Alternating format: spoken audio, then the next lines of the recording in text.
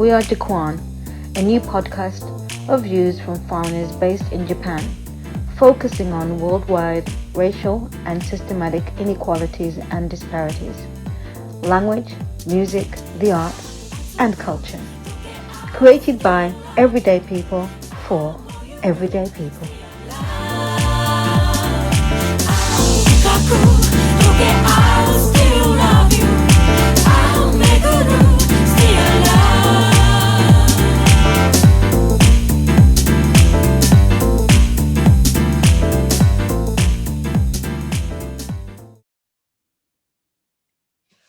Hi, welcome back to JKwan, and this is November.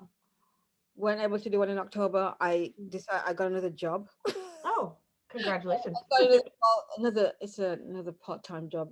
It's helping someone out at another university. Mm. So it's been quite hard. Um, yeah. Anyway, we got our friend Ray back, and I'm so glad to have you, girl. Thank you. Thank you for having me. No, just so happy that you are always open to join and give your input and your experiences.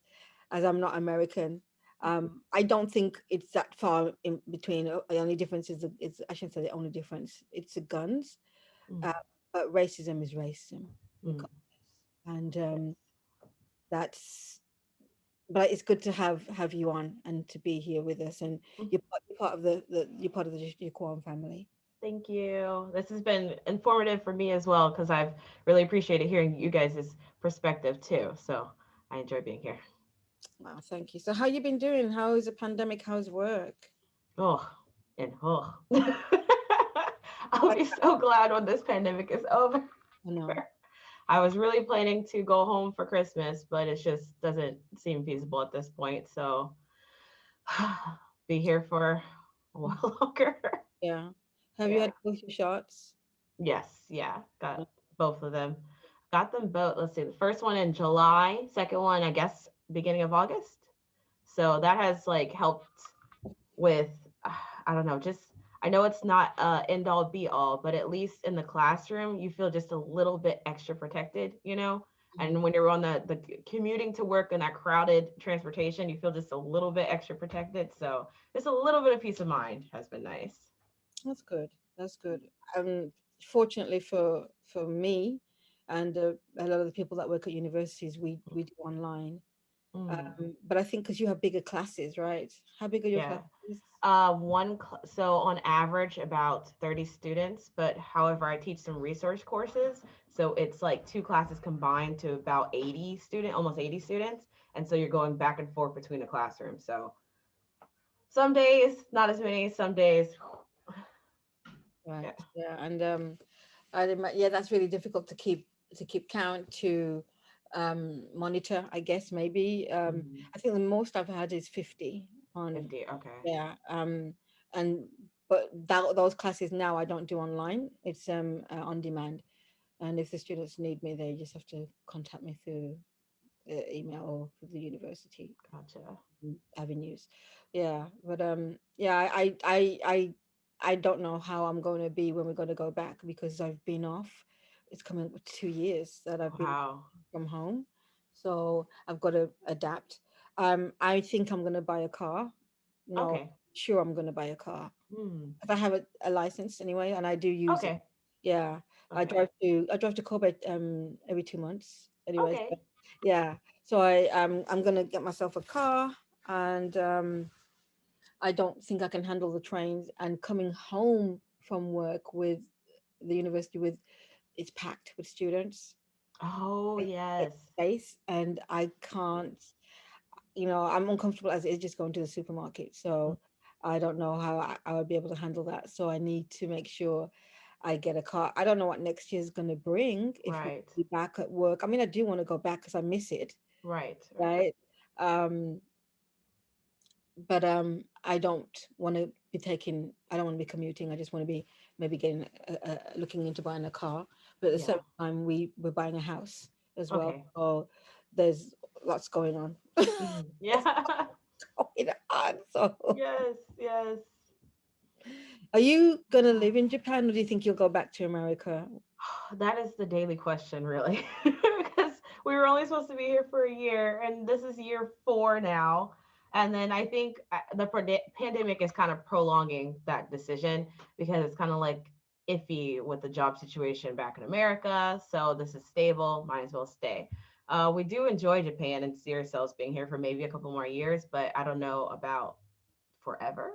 Right. Um, yeah, I get the big pull for me to go back home with family.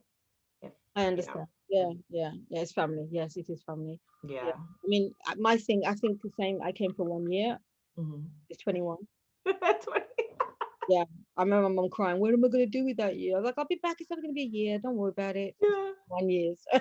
Oh my gosh. And for me, I don't know if I would ever feel this comfortable in a position in the UK. Right? Yes, there are things. Racism is there. Mm-hmm. Um, but it's not something that, because when you at the university, you're quite a loner if you want to be, right? Mm-hmm. And I don't have a clique, so I Okay. just I teach my kids on my clique. Yeah. So I just teach. And Mm-hmm. we do have a room where I say, I'm sociable, good hi, morning, whatever, but Right. I tend to keep myself to myself because I don't know. I think because of past experiences and so on. But I'm pretty happy doing that. Keeping myself to myself. Even now, I don't really talk to anybody from the university, and unless we have meetings that we have to go to. Okay. So I'm not Yeah. really interested in that. But again, I just don't think that I would be happy in a position in the UK. Um, do we get forced to stay in one post? Yes, we do. A lot of the high posts are held by white people in Okay. all right. So especially in the universities, and they're the ones that doing the employing and granted, I've been employed and I didn't I didn't have anyone to introduce me. The only Mm-hmm. time that I've got a job through introduction is this last job because my friend contacted me and said, Mm. "Listen, one of my friends is pregnant, and sorry, the co-worker is pregnant, and we need someone to come in temporarily for the rest of the semester." Mm. So I said yes, and you know, forgetting that I've got to be interviewed and all that for it. Oh. Okay. But they didn't interview me. Oh. Okay. Yeah, They just. they said I was going to be interviewed. The guy fell sick, but there was another woman that was going to interview me. But they said we just looked at your resume and we're like, no, we don't need to interview you. So Nice. that was really nice. Yeah, I felt, it felt because I guess my experience in Japan, I guess, and what my university does do now, it allows us to I do presentations on what I teach and to share. Okay. Right? So it's yeah, it's great because I've got that on my resume as well, right? So Okay. That's yeah, awesome. yeah, yeah.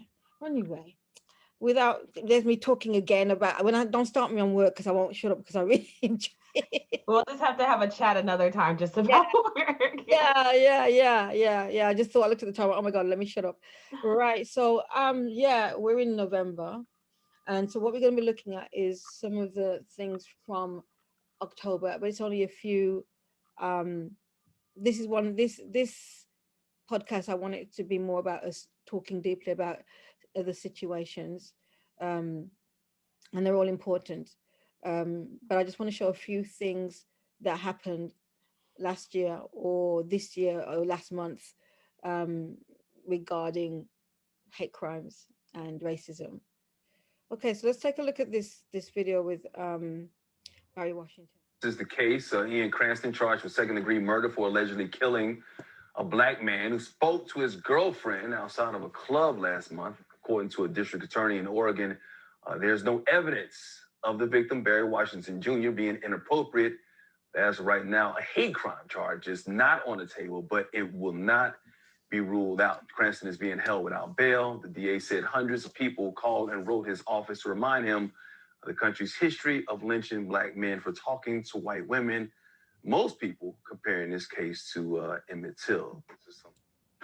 A grassroots memorial for a man shot and killed in downtown Bend was vandalized recently, and that's inspiring one group to do something about it. Noah Chast is live at the memorial. Noah, what happened?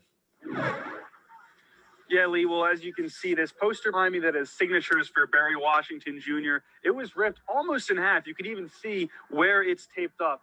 And I'm told community members want something more permanent in this area so things like this can't happen. The only solution is to just make something more permanent. Luke Richter, president of the Central Oregon Peacekeepers, says last week he found a poster filled with heartfelt handwritten messages at the Barry Washington Jr. Memorial in downtown Bend, ripped in half. Some people just have immediately made it political, and they don't like that. On September 30th, Ian Cranston was arraigned on second-degree murder charges in the shooting death of Barry Washington Jr. There is no charge of a bias crime, though an investigation is still ongoing. It feels like the second something BIPOC gets put up, it gets messed with. I missed, where did this happen? Oregon. Oregon, okay. Oh, Yeah. okay. This is Barry Washington, outside a club.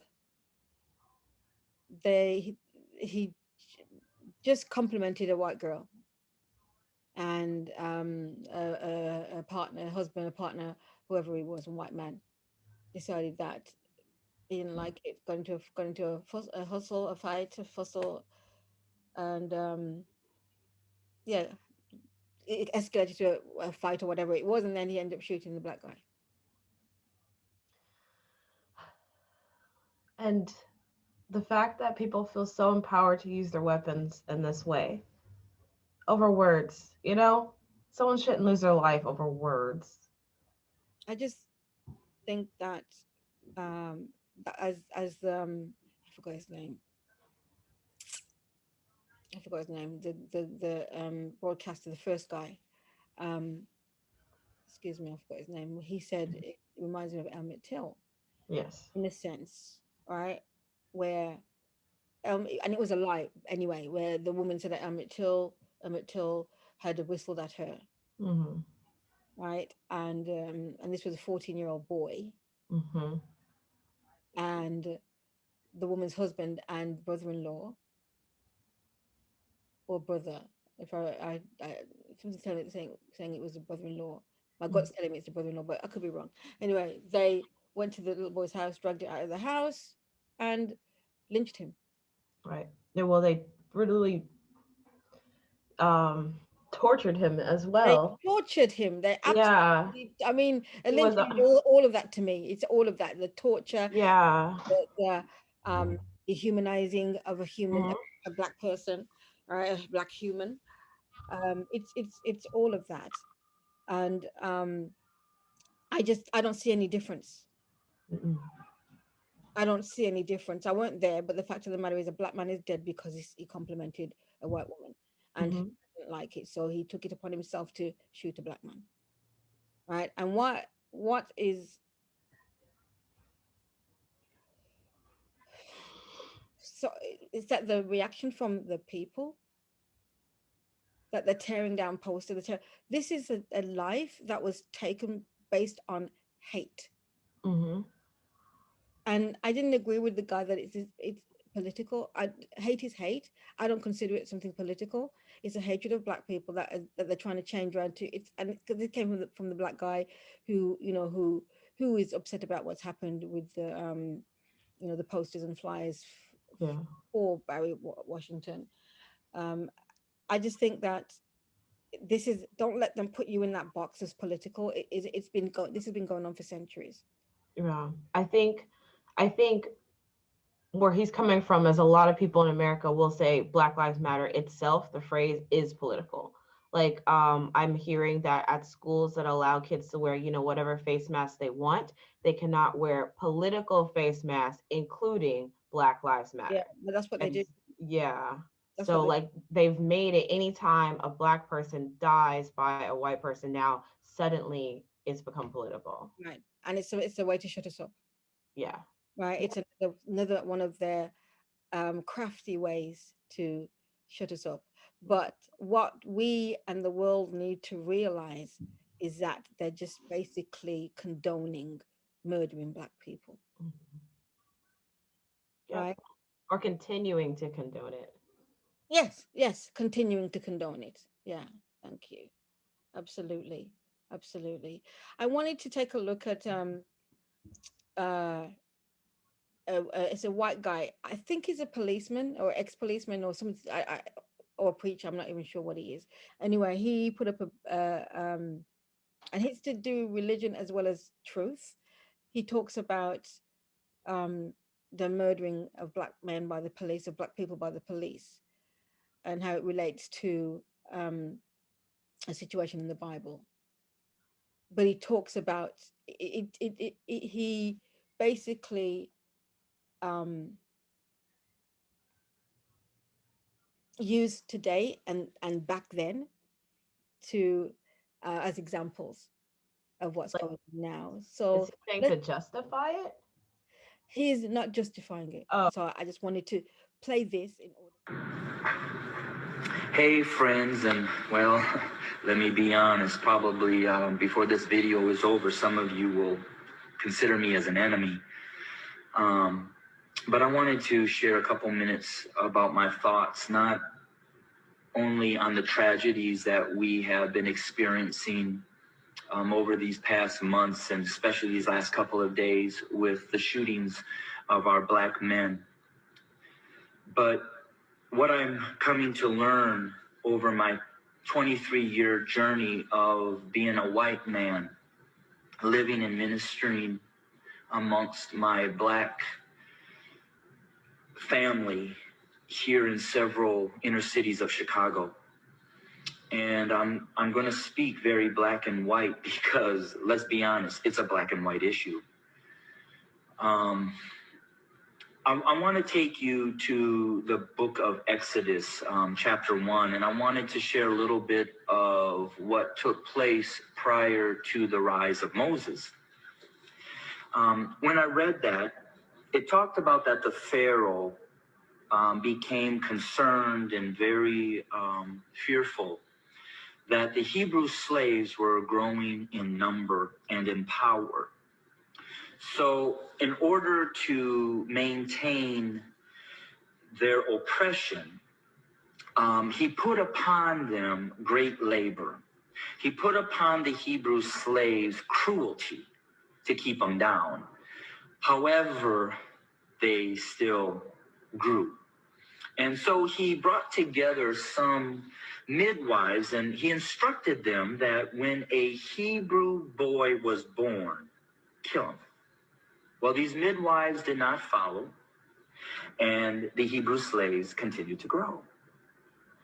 Eventually, the Pharaoh became so hatred and towards those Hebrew slaves that he made a decree. He put out an order that male baby boy Hebrew slaves were to be killed by casting them into the Nile River. Let's look at America. We brought blacks into this country as slaves. We never intended them to be anything other than a slave. But they began to grow in number and in power, and eventually they fought their way to some freedom. So we became even more cruel, and to keep our black Americans down, we lynched, but yet they rose. So then we used the welfare system, the criminal justice system, to keep them down, to contain them, to destroy them, but yet they rose and they're rising. Then we built prisons and jails to hold them, yet they rose. And so now we are doing exactly what the Pharaoh did at the end, sending out a decree, kill them. So until we admit that when we wrote this Constitution that all men are created equal, that we never intended to include our black brothers and sisters, our nation may end up facing exactly what the Egyptians faced when they refused to let God's people go.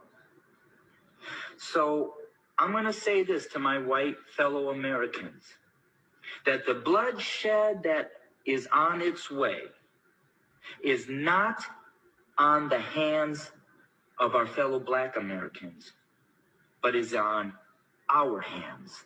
We are the ones that are refusing to let God's people go. Can we give this man a bigger microphone and a platform? Right. So I had to, I'm sorry for the video quality in that, but That's okay. I had to play this because, and one of the reasons why I played it, because he is a white man. Yeah. And that's what I'm going to start reusing is because they don't listen to us. Right. No. So I thought, well, I'm going to, and I don't know if you saw my last podcast last month, the last thing I played, if you just go and look at the last thing that I played from A Time to Kill, and it was Matthew McCormick when he says his speech at the end. My theme is almost always that they have no empathy for us because they don't see us as equals, they don't see us as human beings, right? And so I think because they think we're lying, I use a white person at the end, and I'm trying to use as many as I can to because we're obviously lying, right? We're obviously lying, and everything that he said, you've never seen this video. I've never showed you. We don't talk about what I'm going to show, right? And we agree on it. We agree on it. So frustrating. No. It's so frustrating to just not be listened to and believed. I mean, I was like, this is just slightly adjacent. I was watching the signing of the Crown Act in California, which is ending natural hair discrimination in schools and businesses, blah, blah, blah, blah. And I noticed it was a white male politician who was the one who has to sign this law. So it's almost like we couldn't get, someone who experiences this into the space to be the one to sign and enact the law. We had to have someone be our representative, and we're grateful for the allies, very grateful, but why can't we be listened to? The Crown Act is so that we can wear our natural hair. Yes. It's ridiculous. Yes. And this was in ridiculous. I want to say maybe 2018, 2019. It was not long ago. This is just a state. It's not the whole of America. Right. And exactly. It's on around and UK. It's the same thing. It's still going on. It's so the fact that we can't wear our natural hair. Yeah. But they can, and all the other races can. Right? How is that acceptable? How is this right? How is this humane? How we're born with this hair. Right? And I love my hair. I protect it. I use protectors all the time, but I love my hair, and I never loved it before because of them. Yes. Of how they make me feel about my hair. And we will be doing a podcast on that. Oh, I would love to be a part of that one, because it has been a journey. Absolutely has been a journey. It has been a journey, absolutely. So the fact that we have to have a law for us to wear our hair, it tells us that we're still in slavery. It's how the hell do we have to ask you for permission to wear our hair that goes out of our head? How that make sense? Yeah. Let's leave this for another day, because I'm getting so heated already. Yeah. So let's continue to take a look at why I believe that defunding the cops ain't nothing. We should just get rid of them and have community. Okay. This is why I believe, and I'm going to show a couple of people who are in higher grades. One's a judge, so I'll let them come back to back. Okay. Okay. Tonight, the Arkansas County Sheriff resigns after a video of him using racial slurs makes the rounds on social media. Good evening, everyone. Glad you're with us for Fox 16 News at 5:30. I'm Donna Terrell. I'm Kevin Kelly. This morning, the Arkansas County Quorum Court called a special meeting calling for his resignation. Our Claire Kreitz joining us live in studio with more from that meeting. Claire. Yeah, that's right. At first, Sheriff Todd Wright held his ground, saying he didn't mean it the way it came off and he would not resign.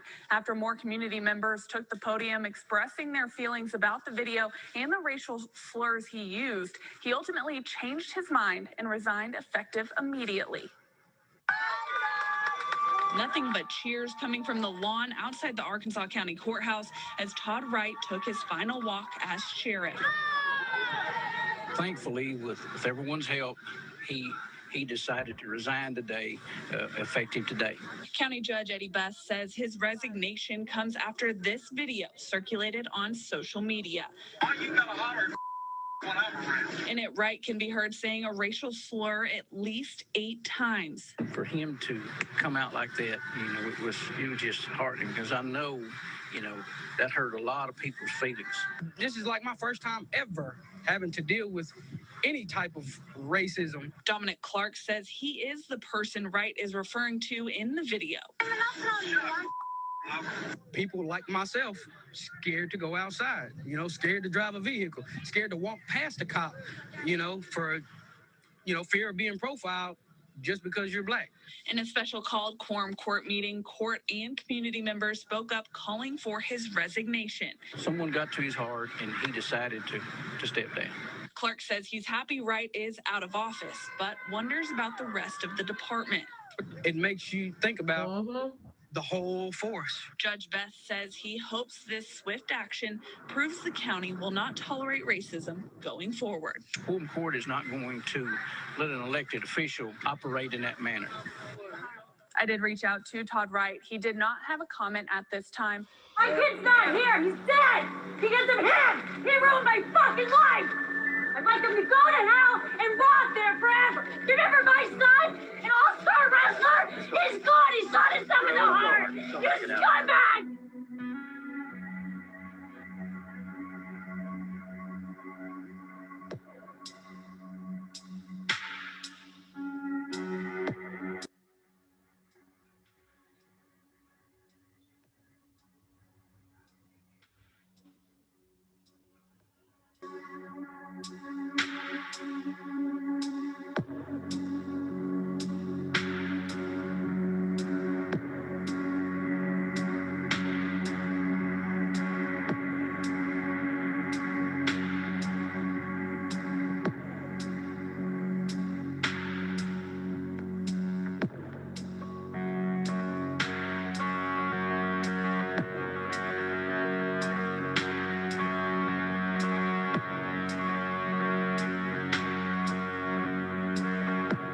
The police officer said he was charging her with abuse of the internet, terrorism, stalking, one of which was a federal crime. Things went very quick in the courtroom, about 60 seconds.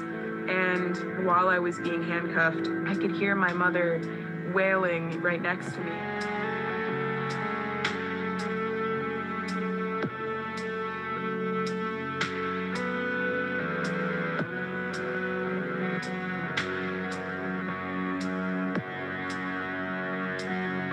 Got to the court building and it's loaded. There's tons of people there. I didn't think anything of it. Like, I thought I was coming back home. We were literally in there a minute and a half at the most. The judge had already had everything in front of him. All he did was look through some papers and he told me that I was a troubled kid. And I don't think I was. And they shackled my son and took him away, and that was, they should not do that. They should not do that at all in front of a parent. That was the most horrible thing. I will never, ever forget that part of it.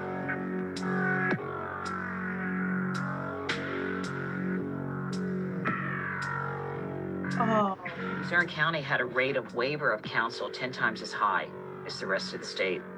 So you had a really high number of kids appearing without counsel who were placed. These were all really, really very red flags. The question for us at that point was, what was really going on in Chivarella's courtroom? Never took a dime to send a kid anywhere. If that was the case, that would have been in this trial.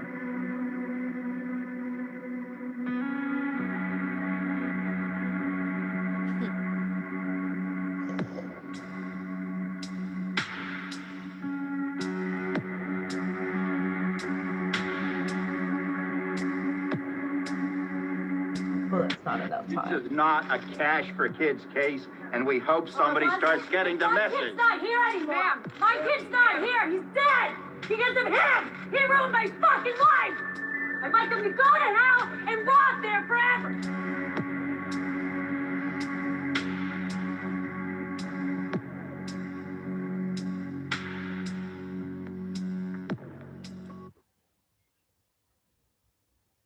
Girl. And just think, he's the one that got caught. How many of them are still doing it? That's why I showed it. And look how he's been protected. And those children weren't. Yes. These grown men are protecting this man, and after what he's done, they're still protecting him after what he's done. But those children weren't protected, right? And they're not protecting the parents of the children. That is so. I can't even find words for that. And my guess is he has some way where he knows he can get away with certain cases. Maybe, like they said, they didn't have an attorney, so apparently they can't afford to fight this. I think there was a Law and Order SVU episode about a judge like that. Yeah, there's lots of them. There's loads of them. There's absolutely loads of them, and so I showed this, and there were it looked like Hispanic or Spanish people and white people in this one, and they didn't show any black people, and you know, right? That's going to be the highest percentage. This. Yes. And I'm sure there's probably something that I can maybe research and find. Yeah, probably. More on, but I think that this judge got caught because maybe a lot of white people that were in it. I think it's just it's a daily process for most of them. It's something that's normal for them. So this guy did it because he thought, well, I'm not going to get caught because we all do it. And that's why I think why would you do that, knowing that you're in such a high position, and if it goes, that's it, your life gone. Right. So you do it because you know of others that do it. Yeah. And see, that's also why we don't need privatized institutions. He was sending them to a private juvenile facility. Yep. And of course, they should be done too. Yeah, but it's not him. Come on. But when we looked at the one with the policeman, the sheriff. Oh yes. And the judge said, someone got to his heart, and he decided to step back. So he's trying to soften it. And I'm like rolling my eyes. I'm like, what do you mean someone got to his heart? No. He was told, we're going to fire you or you're going to resign. If you fire, you're going to lose this. Or if you resign, you're going to get this. And let's be honest about it, right? Let's not just pretend that he resigned because it touched his heart. There is a video out where he is actually speaking on it and saying, yes, I know what I did. I couldn't get it. I couldn't. Okay. I couldn't find it. Okay. Something. And I wanted to show that because I don't believe any of it. You said what you said because it came from your heart, it came from your gut, and that's who you are. But these are the people that are in high powered positions, right? This is a sheriff, and they're saying we don't want the people to think we're all like that. You're all like this because you need to remember where you were born from, and you were slave catchers. That's a whole thing. Right? I don't know how you can sit there or stand there and expect us to believe that you're all not like this. And there are statistics and videos and evidence on top of evidence that shows exactly what you've been doing to not just us, right? But mostly us, but other people that you feel that are poor white people, right? And people of color, indigenous people without documentation. Because I mean, even just with this juvenile facility scheme, just think about all of these immigration centers are privatized. So, it's all about money. One day we're going to find out about people who were legitimate citizens being sent away because they needed those numbers in those facilities. That's right. Absolutely. Right. There's just so much to say on this, and it's. What I don't understand, right, is that I guess I do understand. But why does the world not step in? America takes it upon itself to step in on other countries, right? So why does not the UN? Why don't they step in? They've already said to America, there's hate crimes here, there's racism, it needs to stop. But why haven't you stepped in? Just like America steps in on other countries and England steps in on other countries. Why haven't you stepped in on how the dehumanizing and the inhumane treatments of Black people and people of color? Mhm. Right. So this is the problem. Are they afraid of America? Or is America the rulers of the world? Do you understand what I'm trying to say? Yeah. What's going on is it's blatant. It's blatant because they don't hide it. No. Because they don't care. They don't care. And and no matter what we say, they always have a counteract that's as weak as a flimsy fart. I'm sorry. But but if you think about it, we had Trump for president for 4 years, and the whole world got to see even more. Like, there's always been said, yeah, America's racist, America has its issues, blah, blah, blah, blah. But when Obama was elected, like, oh, America, maybe. And then when Trump was elected and opened that door and said, no, things have not changed. This is how America is. But notice how America did not lose it didn't lose face in the global community. Yes, people are tired of America. People have their things to say, but overall, America did not lose face in the global community with having Trump. Right. But I want to also go back to Obama. And I wish he was more honest with the community about what he couldn't do, and why Trump had more. Obama couldn't do all these different things, right? And so people are looking at him saying, and I'm one of them, because I'm not even sure. Because if I was president, you can't tell me shit. That's it. I'm the ruler of this country, so you ain't gonna tell me shit. So he went in there and he did that black thing where we bow, even though that was he was the ruler. It seemed that he did that thing that they make us do, where we go, okay, we won't do that. Okay, we're gonna compromise. Oh, we're gonna right, and that's what he did. And that it wasn't. He had to go. He had to go in. That's why they chose him. They chose him. They knew. They knew that he's gonna go and he's gonna compromise, right? Where Trump didn't give a shit. He did whatever. That's how Obama should have gone in. Yeah. Because when Obama was in, my thing is that when Obama was in power, people were still getting murdered. Black people were still getting shot, right? And what that said a lot for me. That said a lot for me that he was in power, but this was still continuing. Right? That was a time at the time you could defund, right? You had that power to do all of that because it was happening, it would continue to happen, and there were evidence on the phones. Yeah. Right. So I don't, and for me, I understand that mixed race people that are mixed cultured, some of them relate to being on the black side than they do to the white side. However, you're still biracial. And I don't understand what if you die and they find your body, they're going to deem you as biracial. They're not going to say you're black or you're white. And that's how I look at it. And I understand, I can't tell you what to say, but when they come for people, when they call Obama the first black president, I never called him that. Okay. I never called him that because he's not black. And that's the reason why he was the president, was because he's mixed. He's mixed, and that's why he's the president. And the fact that people are calling him black, that's something from racism, from slavery. The one drop, the one blood. What is it? The one drop blood or one drop rule? Yes, yeah, right. Yeah, that is from slavery, right? And that's why a lot of I feel like a lot of Americans. I'm not talking about you because we've never had this discussion. I just don't understand that part, because how can that be something to be proud of when it's saying to the person, if you have one drop of black blood in you, you are no longer human.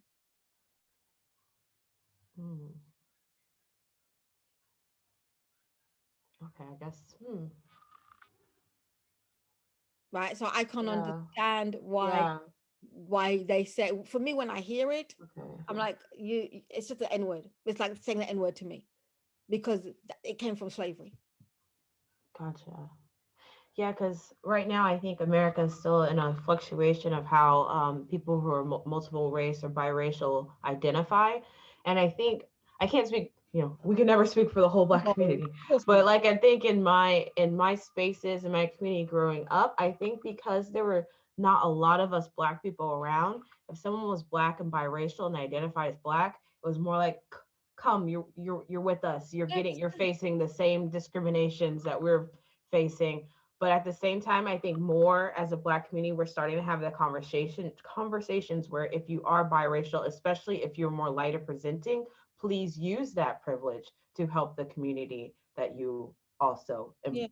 So recently, that girl who I can't remember the name. She got suspended.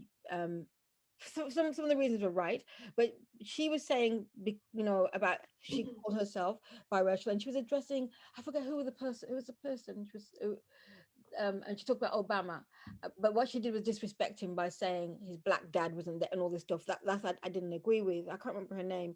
She's a sports announcer or something like that. I can't remember. She's some kind of reporter, and she got suspended for it last month. So, okay. What I'm talking about. She's mixed biracial and or bicultural. How do I say race? She's bicultural, and she one of the points that she said was, but I'm mixed, and people are coming for her because she's mixed, right? If you want to relate to the white side, yes, you can. If you want to relate to the Black side, but you are mixed. And I remember I had this conversation years ago, and I said, but where does it stop though? Where do we say that we're Black? For me, like when it goes to the second generation and you have a Black dad and a mixed race mom, then it's more Black. Do you understand what I'm saying? Oh, okay. Okay. I see what you mean. My grandfather wasn't even Black. So, do you understand? But he married a Black woman. And my dad's supposed to be mixed race, but he's not. Okay. My grandfather was mixed with Indian and white, so he was mixed. Okay. And he married a Black woman, right? So my father married a Black woman. I'm Black. Right? I have traits, down the line it's mixed and all that stuff, right? Right. So and that's how I look at it. When your immediate parents are Black and white, right? That's how I look at it. I mean, I can't tell you how to look at it, but that's how I see it. If your immediate parents, your parents are Black and Black mixed, then you're mixed. So it's a relationship between, because I brought this up on here before where my co-worker many years ago in Japan, a Canadian guy said to me that Obama's the first Black president. I went, no, it's not, it's mixed. And he goes, but it's Black. And I went, okay, so you're married to a Japanese woman and you're going to have a child, right, with her, right? And he went, yeah. I said, so that baby's going to be Japanese. And he went, no, just like that.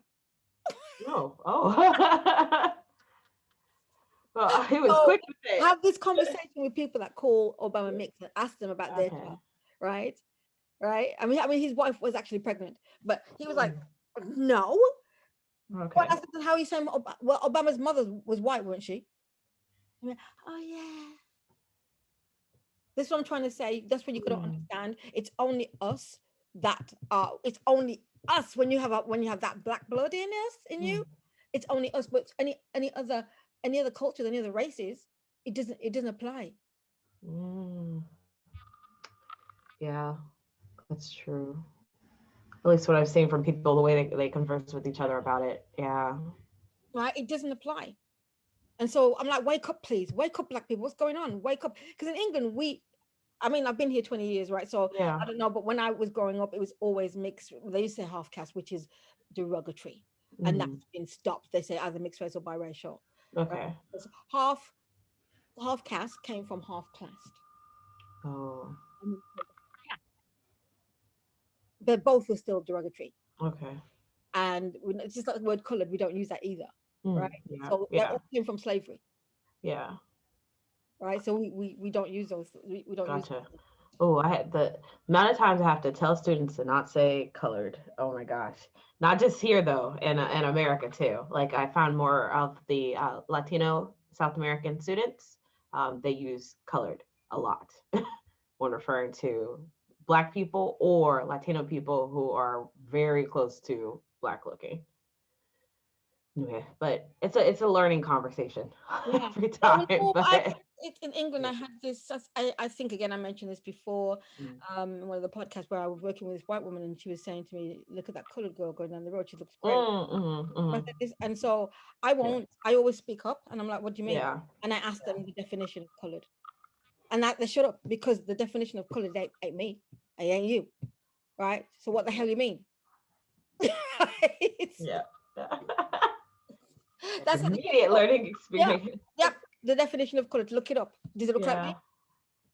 Then please use another thing. I'm happy with becoming black because I have black things on my body, right? So, or brown. I'll take it.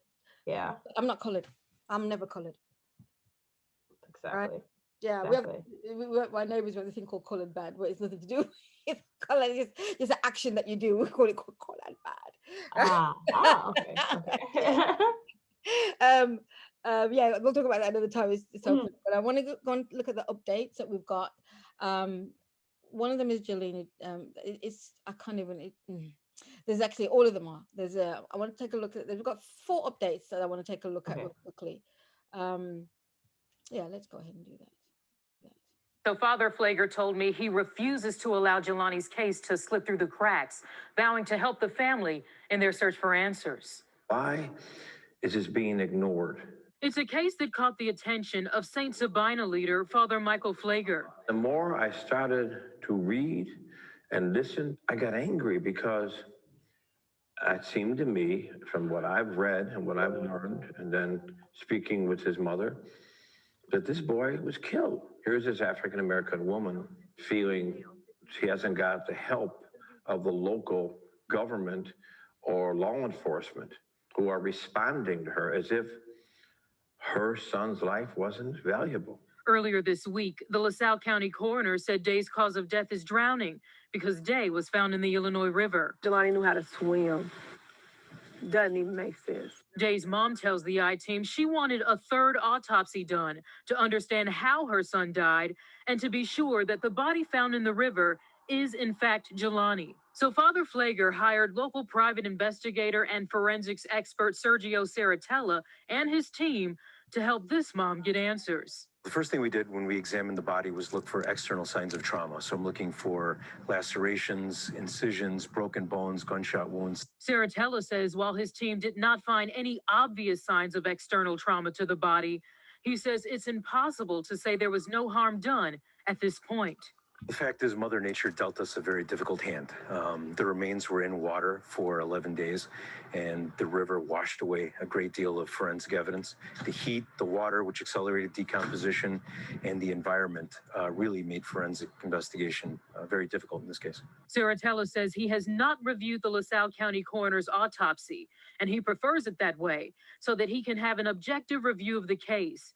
But he says even if the cause of death is drowning, that doesn't tell us how Day drowned or if someone was responsible. The other thing that I did was obtain DNA samples, and that's used to confirm the identification of the remains. Saratella says there's his team is still searching for that could be a game changer in this case.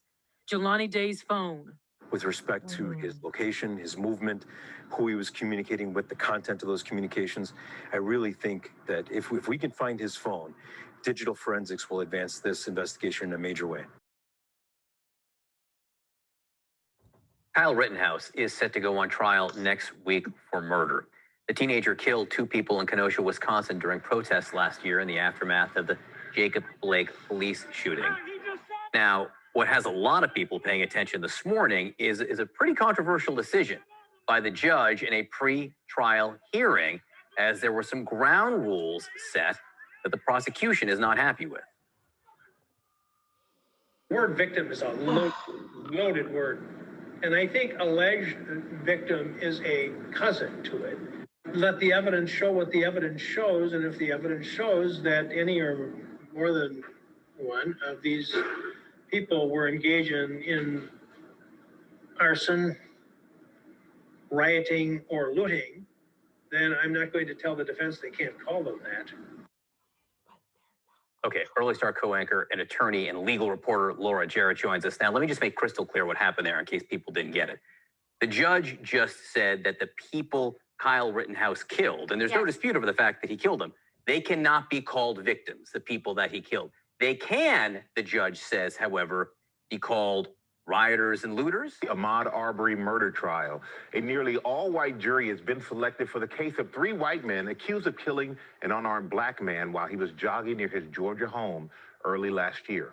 Steve Wilson-Sami is at the courthouse in Brunswick, Georgia. Good morning, Steve. Good morning to you, Michael. It's taken them weeks here in South Georgia to seat a jury in the trial against the 3 white men accused of murdering Ahmaud Arbery. And this morning, the race of the jurors selected has some people questioning whether this trial can be fair. Of the 12 jurors here who will be sworn in tomorrow, 11 of them are white and only 1 of them is African American, in a community where nearly 1 out of every 3 residents is black. We ask the court to find that the state has made its prima facie showing of racial discrimination. The issue of color is at the heart of the case, with prosecutors arguing that the young black man who was killed would never have been stopped by the white men with guns if he too were white. In court Wednesday, the judge said out loud that the jury could have been more diverse. This court has found that there appears to be intentional discrimination in the panel. Quite a few African-American jurors were excused through preemptory strikes exercised by the defense. But that doesn't mean that the court has the authority to reseat. Finding potential jurors who haven't already picked a side here has been tough. A number of potential jurors were dismissed because they were family friends or even former co-workers of 2 of the accused. On trial are Travis McMichael, his father Gregory McMichael, and a neighbor, William Roddy Bryan Jr. The 3 are accused of murder, aggravated assault, false imprisonment, and criminal attempt to commit false imprisonment. They are pleading not guilty. This video of what happened has been seen around the world. In February of last year, 25-year-old Ahmaud Arbery is seen here being gunned down after the 3 men are seen chasing him in the street. The young man's family says he was out jogging, but attorneys for the McMichaels say that the shooting victim is the same person seen walking around in these surveillance videos from a home under construction down the street from Travis McMichael's home. The McMichaels say they saw Arbery walking away from that construction site again shortly before the shooting and say that the shooting was justified under Georgia's citizens arrest statute, which was the law at the time. Overnight, Arbery's mother told ABC News she's looking forward to seeing justice come from this trial. Everything that I prayed for, God has given it to me. And I know I've prayed and asked for justice for my son, and I'm sure that he'll give me that as well. Back at the State House in Atlanta, there was outrage over the citizens arrest law that these 3 men are trying to use in this case. That law was repealed by lawmakers on both sides of the aisle. This trial is expected to start in earnest on Friday and last a couple of weeks. Michael. We now bring you the story of Kendrick Johnson, whose lifeless body was found upside down, wrapped in a wrestling mat at his high school gym in southern Georgia. His death was ruled an accidental asphyxiation by state and local law officials. He was only 17 years old. This was back in 2013, and his family still has questions, and they suspect foul play. There's now a documentary film on what happened to Kendrick called Finding Kendrick Johnson, the result of a 4-year investigation into the facts of the case.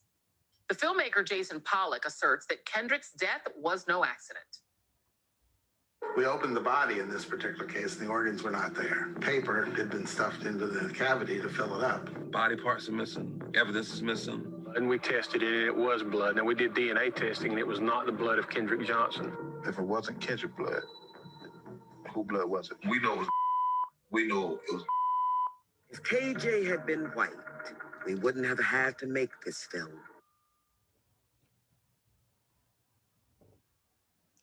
I had to put them all together because they have relationships. So you see that from 2013. What is your thought? What's your thoughts on this? I didn't even know about his case. I've never heard of this one. Girl, Daryl and I watched. We watched as soon as it came out. We watched it. We watched Finding Kendrick Johnson. Let me tell you something. All about the tears. We had to pause it several times. It's deep. It tells the truth, but it is gut wrenching, heart wrenching. We were mash up. That's a Jamaican term. We were broken up. We were broken up. Where, It's where can I watch it? I think it's on what is that I don't have it because Daryl has it. Is it I can Google for it then. the famous one that David Netflix? Netflix, that's it, yeah. Because I don't yes. Okay. Sorry, okay, gonna what's that one? Yeah, I think it's on Netflix. Okay. So yeah, it's you look at Jelani Day. Jelani Day. Right, which this is the this is last month. And in my last month's video, I talked about it, and it also talks about how the mom had to fight for the police to make this relevant and the media to make it relevant.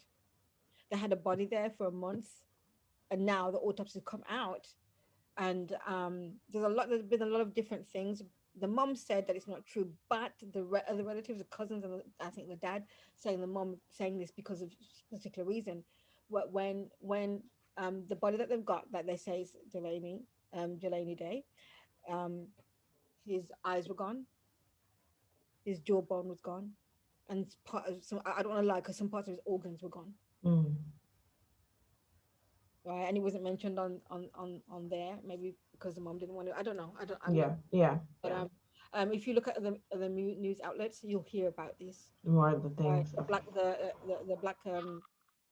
The black news channel, they say it, and some other networks have talked about his organs being gone. The missing white girl syndrome. One of the I forget the name of the reporter has been suspended for using it. Oh, hey girl, yeah. No, yeah, he's been suspended. I forget his name. I'll let you know after.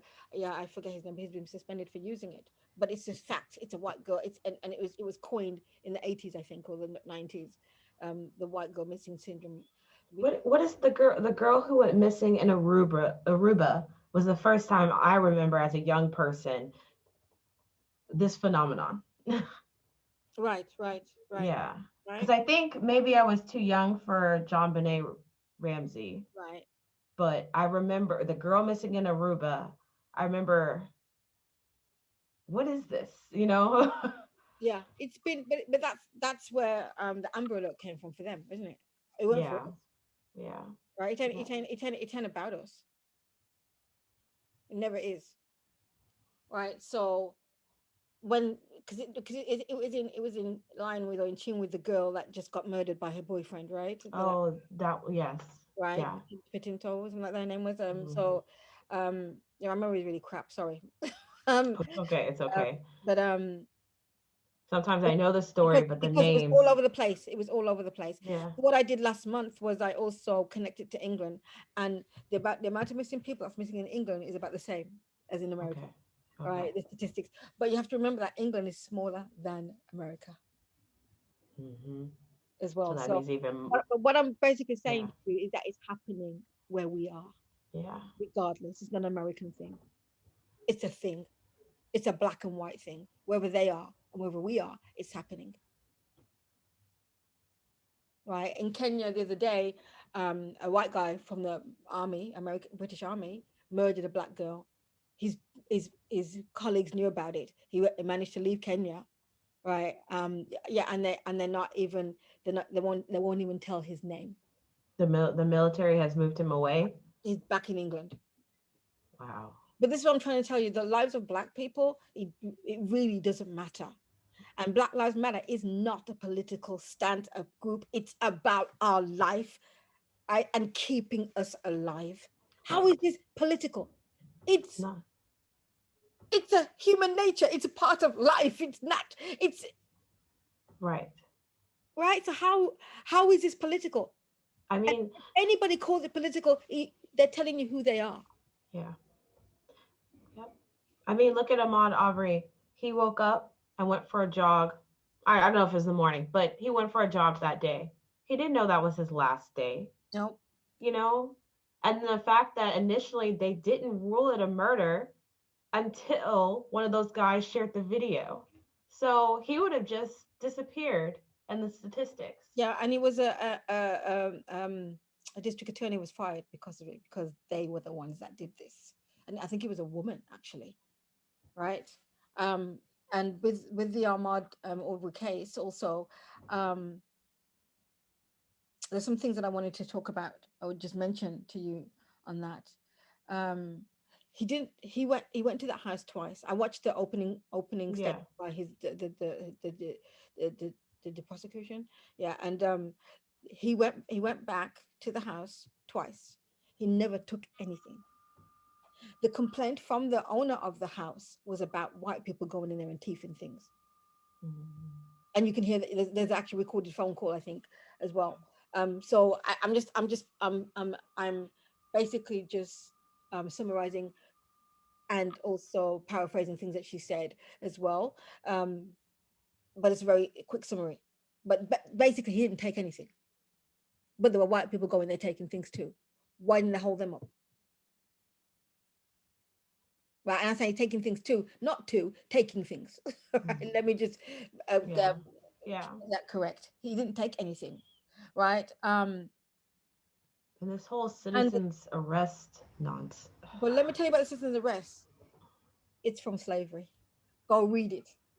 They're using a textbook crap from slavery to justify them murdering a black guy. And the fact that they're going all the way back there to do that tells you something about this. Right? It tells you something about this. These are all murders of black people or people who are trying to help black people within the and the judge himself, right? If you have anything to do with us, there is no empathy for you. You're ruled as inhuman, like we are. So some people are afraid, or a lot of people are afraid to have our backs because the law don't work for us. It's right there. It's right there. Right? How many more things do we have to show you that it doesn't work? I'm not begging for no help from people outside. We have to fix it. We have to stop sitting down. We have to stop accepting their crap. We are Africans, whether we live in America, whether we live in Canada, Jamaica, the Caribbean, Europe, we are Africans. And what's happening to you, it's happening to us. Yeah. And that's what we have to understand first. And that's where we have a problem understanding that it's all over, regardless of what level it's on. We are treated unequally everywhere we go. Yes. Yes. Why? I mean, even being here with one race has put that poison out there about us. When there's history there was history there to show you what they've done. You're believing what they say about us when there's history is there to show you what they've done. They've gone around the whole entire planet destroying things. But we are the ones that you sit back and say nothing and feel nothing about or join in with the racism. Oh, they feel the fear. They feel the fear of us. What fear is that though? I know the fear of white people of us and the fear of Asian people are different. Because white people know what we can do. And I don't mean as in violence. Right. In intelligence. Right. Right? They know what we can do. Right? And the thing is that they fear that when we get powerful and become rulers and take it back, that we're going to do to them, and I've said this many times, what they've done to us. That is not in us. Right. As much as we do not like, we're disgusted by what you've done to us, we ain't like that. Right.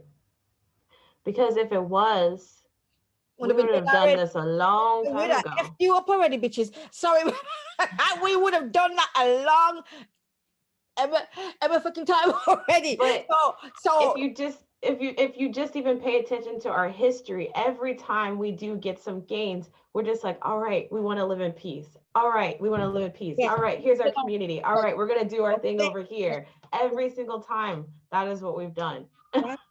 Yes, we and said, then our communities get destroyed. There and leave us alone over here. Yes, and it just gets destroyed. But every time we're trying to get up there, they come back. It's exactly what we opened with, right? Where we open with the police guys saying exactly what they do, right? We keep rising, they keep coming for it, but they don't understand. There's gonna be a day where you can't come for us no more. Seriously. Right? All these cases, all of these, if it was the other way around, right? Look at this, right? There's 1 in 3 in that. There's 11 white people in the jury and 1 black man. 11, right? This is a blatant racism. Yes, and I'm right? glad the judge called it out. But the fact that I can't even find the words to express what I'm trying to say, but the fact that this is happening, and what they're calling is a dated slavery term for citizen's arrest.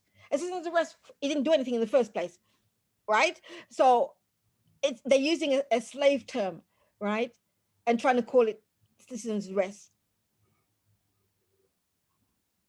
But the fact that the jury has 11 white people and 1 black in a community where it's every 1 in 3 are black.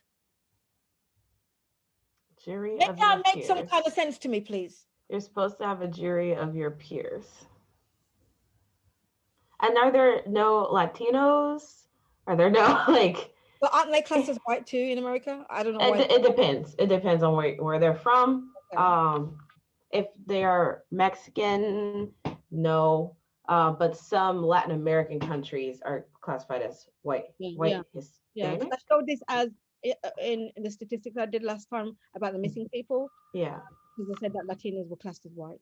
They didn't say where from or etc. They said, and there was a list of people. And I don't remember if they had Mexican separated or separated. Okay. Go ahead. Some Latinos and Hispanic people are fighting against that because they want to be, they want to be of Latin heritage. They don't want to be classified as white. And then also there's been a big erasure of Afro-Latinos. Like I know growing up, whenever you take a test and you have to put your race in there, or you have to fill out a form with your race, it was white, Hispanic, non-white, Black, Asian, but there was never Black Latino, never. So that's the whole thing. That's the whole thing. We are Black first, regardless. And that's Latino comes after. So I would just click on Black. Yeah, or African, because Black is not a race; it's a color.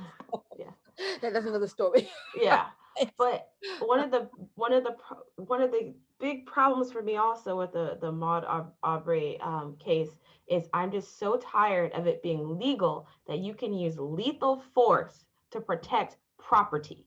You can take someone's life for things, and that has always bothered me. But I will never be behind that.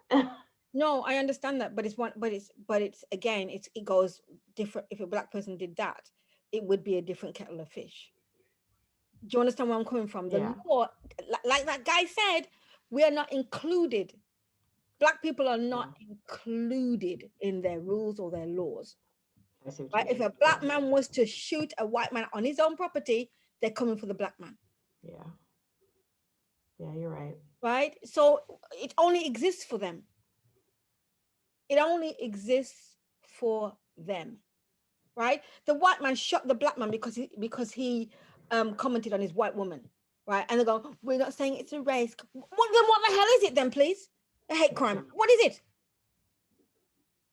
What exactly is it? Right? It's them. And the problem is they always try to speak on our behalf when they ain't never walked in our shoes. This is the problem. This has always been the problem. Before we can say anything, they are in there as if they were us. And they have nothing to do with what they've done to us, as in being on the receiving end. They have no experience of it. So why are they speaking? They're always speaking.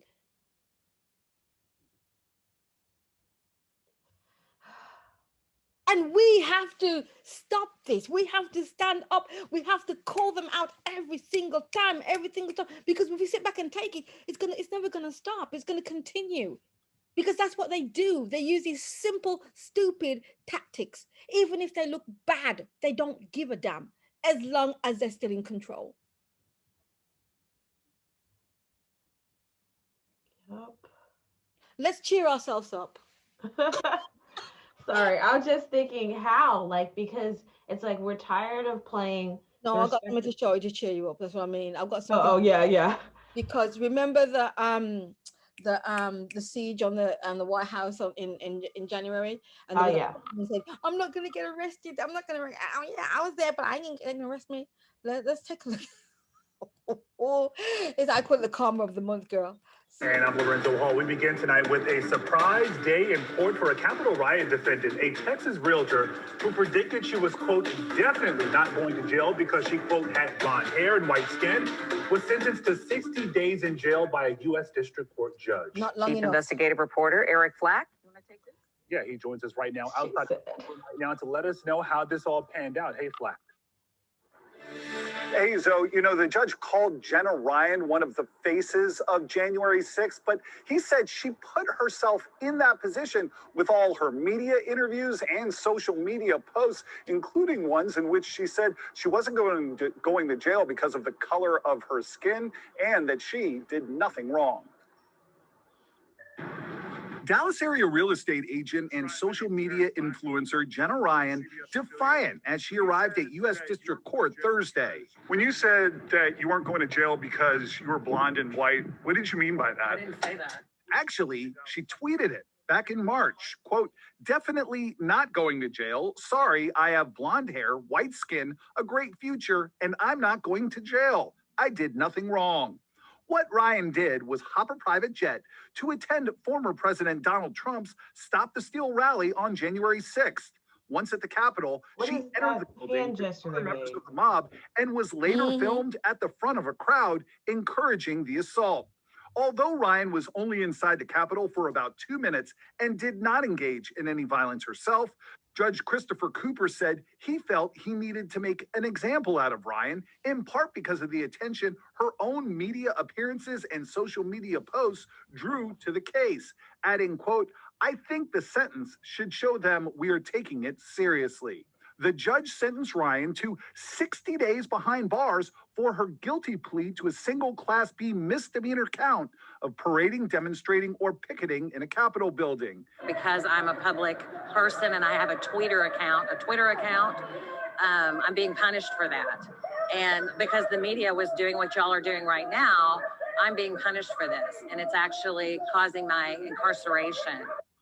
No responsibility, no personal responsibility. The judge ordered Ryan to self-surrender to serve that 60-day jail sentence sometime after January 3rd. She is going to serve that prison term in her home state of Texas. Guys, we are now up to more than 100 different Capitol riot defendants. Texas jails are no joke. Crimes related to January 6th. Back to you. Okay, so if we were out with a group of people and we're in a store, and say 2 of our friends start knocking down stuff in the store, take some stuff, yelling at the cashiers. You and I didn't do anything about it, but we all walk out together. We are all going to jail. Looking like this, we were with them. We are accomplices. Yep. Stop. No, don't do this. But the fact of the matter is, we're in a shop. The difference is that we're in a shop and we can kind of argue a point that we didn't know they were going to do it. right? But she knew they were going to do it. Yeah. So there's a big, she knew they were she was going there for that, and she went inside. She was inside. She weren't supposed to be inside, but she was inside. It was blocked off, and she was inside. So therefore, I don't know what she's talking about, right? Delusional is an understatement, and this is the privilege of it all. The privilege, no remorse, no nothing, because this is how them set. This is how the majority of them are, unfortunately. Yep, she's gonna go in there with the martyr mentality, and then she's probably gonna come out. Somebody's going to give her a book deal or sponsorship, or I mean, this is not gonna hurt her career at all. Because she's like you said, because I'm white skinned and I got blonde hair. And that's why. And that just goes to show you how things really work for them, right? So, but for me, I call this the karma of the month, the karma of the moment.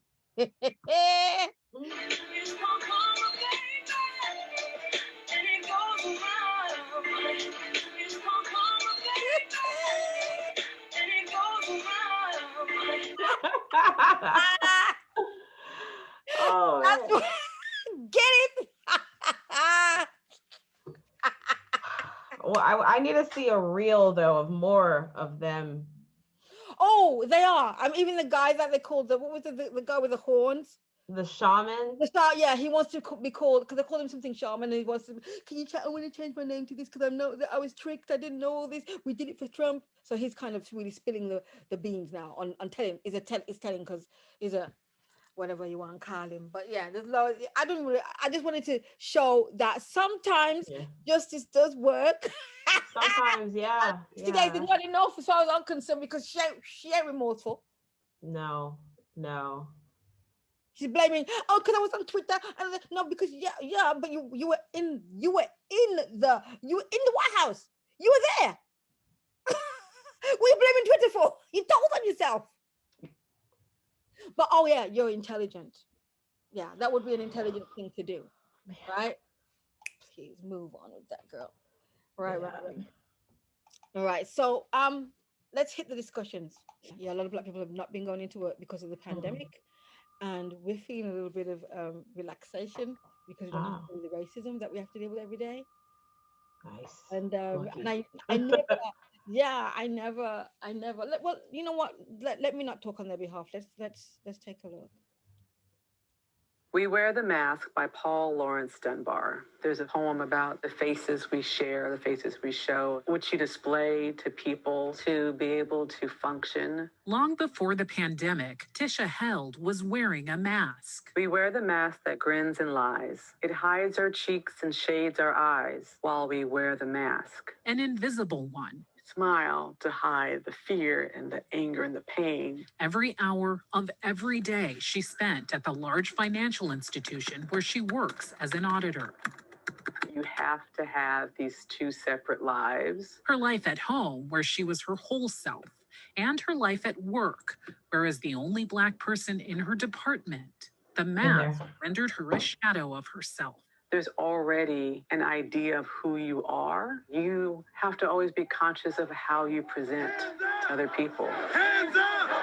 Am I being too loud? Am I fitting into very specific stereotypes? If I come in and say, I'm having a hard day. I don't even know if I want to be here right now because another Black person just got murdered. I don't think people really have the capacity to take on someone else's energy. Would you call it isolating? Most definitely. It's an isolation that is painfully familiar to people of color in the workplace, from encountering racist jabs known as microaggressions to being overlooked for promotions. But some of that changed when the pandemic hit. A survey by the Slack think tank Future Forum found that Black employees experienced less stress and their sense of belonging skyrocketed 50% once they started working from home. Slack survey finds 97% of Black knowledge workers want the future of the office to be remote or hybrid. Not surprising. I think people having gone through this past year and experiencing the constant cuts from microaggressions and the fatigue of living through the pandemic are just tired. and to go back to what they knew after having experienced some level of relief. Don't want to go back to that. For Tisha, working from home wasn't just an escape. It was a chance to be herself. It was great to be in this sea of people. To march with her family after George Floyd was killed. Wanting to see change. To unmask herself at work. I volunteered and said, at where I work, I would like to do this. I wrote an article. The title of the article is Why is Self-Reflection Not Enough? Self-reflection is not enough if you want to be an ally. What was it like bringing that part of yourself to your professional environment when that's normally not something that you do? I think it was that gate that needed to be opened. I do a lot of things outside of work, but then doing it at work really did help me bring more of myself forward because I don't want to wear a mask. I do want to be my full authentic self. I want to be able to show up in any space with any person and be Tisha 100% all the way through.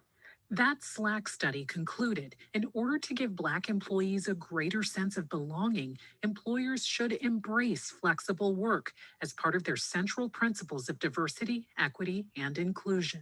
There's diversity in our jobs, but there's a lack of inclusion. Stop just looking at the surface, but doing more self-interrogation because that's going to be uncomfortable. And then they got to figure out what those gaps are to push past it. I like how they packaged together that story. Right. Just it was shot very well, and the reporters' voiceovers of talking about the mask and stuff, that was really good. Sorry, journalism major. No, it was yeah, and I wanted to show it. I liked how they presented it too. Yes, I had to Google real quick her article because I want to read it later. Yeah. I don't know. I can only say for myself that I don't know. You know, when she said she's gonna go back and be herself, good luck. Yeah. You know, Yeah. it is nice to be away from it. I love it. I do feel that because a lot of people, I'm on my own because my partner can't be here, and that's in itself is stressful. We're buying a house. There's been a lot of things happening to me, right? But I'm not at work. Right, and like I said, it's lonesome, but then when you have the meeting, then you have people making remarks or things when you say something and that, and I'm not a quiet person, but you can see the other people kind of scolding you, but I don't care. If you're gonna disrespect me in a meeting, if you're gonna come from in a meeting, expect it back. But you still feel that thing. I can't even explain it. You feel that thing, like people are gonna look at you in a certain way because you're that angry Black woman kind of thing. Yes. And I don't show anger. I just said, in one situation, I just said I was talking. Yeah. Right, and when you look around, and I don't know why, I just observed everybody's body language, and it was like something like, right, that uppity N word. You can feel it from someone, all of them. You can feel it. Yeah. But it's like it's okay for them to pull their crap and say whatever, but when you're not having it, no one says like, again, like when you were talking about when you were in that group and you brought something up and the guy said something and you didn't like it, and then they didn't defend you or support you. Yeah. Right, and that's what it feels like. There's no support. No one says anything. It's just silence. Yep. Because they don't want to cause drama, and it's not drama. I don't even think it's about causing drama. I think it's about we are always the villain, regardless, no matter what the situation is. Yeah, we are always classed as the villains. Yeah, and it's like you especially when you're younger in the working world, you swallow so much. You just keep swallowing it, and it's just amazing that we don't just explode. Like I commend us for surviving. Yes, absolutely, because I have words for what we as Black people have to deal with. Some people say they don't, and that's their prerogative. But I believe that it's traumatic to grow up Black, and we do suffer from PTSD. Absolutely. Absolutely. But we don't get counseling because we don't trust them. Right. Because There's things not we enough say don't count resources. about it. Yeah, and we don't go to them because everything that we say, they want to speak on our behalf. So we don't go to them. I just thought that this is something really interesting to talk about, that we don't really talk about this. It's not really mentioned. I wish there was more people because they're just focused on that one woman, but it would have been nice. I know there was I know there were research, but it would be nice to see other Black women Right. about their experiences. But we're here and we can do that too. We can say, yes, it's the same. Regardless, we're in Japan, and Japanese people, like I said, the angels, they have this. A lot of them have this thing about white people, but and about us, they that propaganda and that myth that white people bring to Japan about us, they believe it. They take it on. Not, of course. Well, I'm gonna say not all, because I'm not saying all. Right. I understand. Yeah. Right. Yeah, but no, like even teachers here, it's like we're not fully going into this issue, but I just keep hearing us saying, oh, I'm going to take a mental health day next Thursday, or I don't have classes on Wednesday, so I'm taking a mental health day. And it's like we're having to do this so that we can just have a day of peace, rally, and come back the next day. Right. I do enjoy the time off from work. I felt it's very needed because you constantly, even on your weekends, you know, you're grading or you're doing some sort of thing. The students are mailing you, but I don't talk on weekends. I have to have that because I'm grading and I'm catching up on stuff, planning and all this stuff. So it doesn't stop. So the breaks that we have, I break because I need to, otherwise I'm going to get burnt out. Yes. I love my job. I love what I do. That's why I've been here so long. I love. I mean, of course, I didn't start off here. I started with Nova. Right. 6 months, and I was like, hell no, this is not what I want. Went to another Akawa school for a year. This wasn't what I want. Then I got into the Board of Education, right? And because I had my experience, right? But I didn't even know I was doing that. it just fell into that, and I got into Board of Education. Was there for 11 and a half years. Moved on, and then was able to go to universities, but it's not easy. Right. It hasn't been easy because you've got the gate guards. Yep. I'm worried about that, especially since applications out here require your picture. So I'm like, yeah, because even like that, when I went to go take my picture for an application, like I kept my hair natural, but in the back of my mind, I'm like, should I straighten it for this picture? Should I straighten it? I'm like, I don't want to, because I'm not going to go into the office with straight hair, but should I straighten it to get the job? Like I even had a lesson on national hair discrimination with some of my second year high school students. And I showed them a picture. I said, even to come to Japan for this job here, I straightened my hair for the interview and my passport pictures, because I was worried that I wouldn't be accepted for my natural hair. And they were like, huh? Because like, you know, my kids all the time, they're telling me, oh, kawaii, so cute, so cute. I don't think Japanese people care about the natural hair. It's who they got with them. Yeah. You understand where I'm coming from? Japanese people don't care about our hair, that whether it's natural, because I don't think they can tell anything anyway.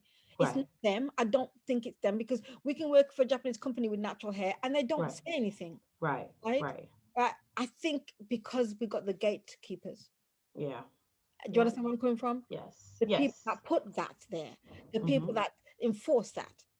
And a lot of them are white people. And I'm just being for real. Right? So I would not, are the Japanese people that are racist? Absolutely. Yeah, I'm not going to deny that, but it's got nothing to do with our hair. It's about our skin color. Yeah. Right? And I don't really think that this is just my perception. I'm not saying I'm right. It's just from my perception and my experiences.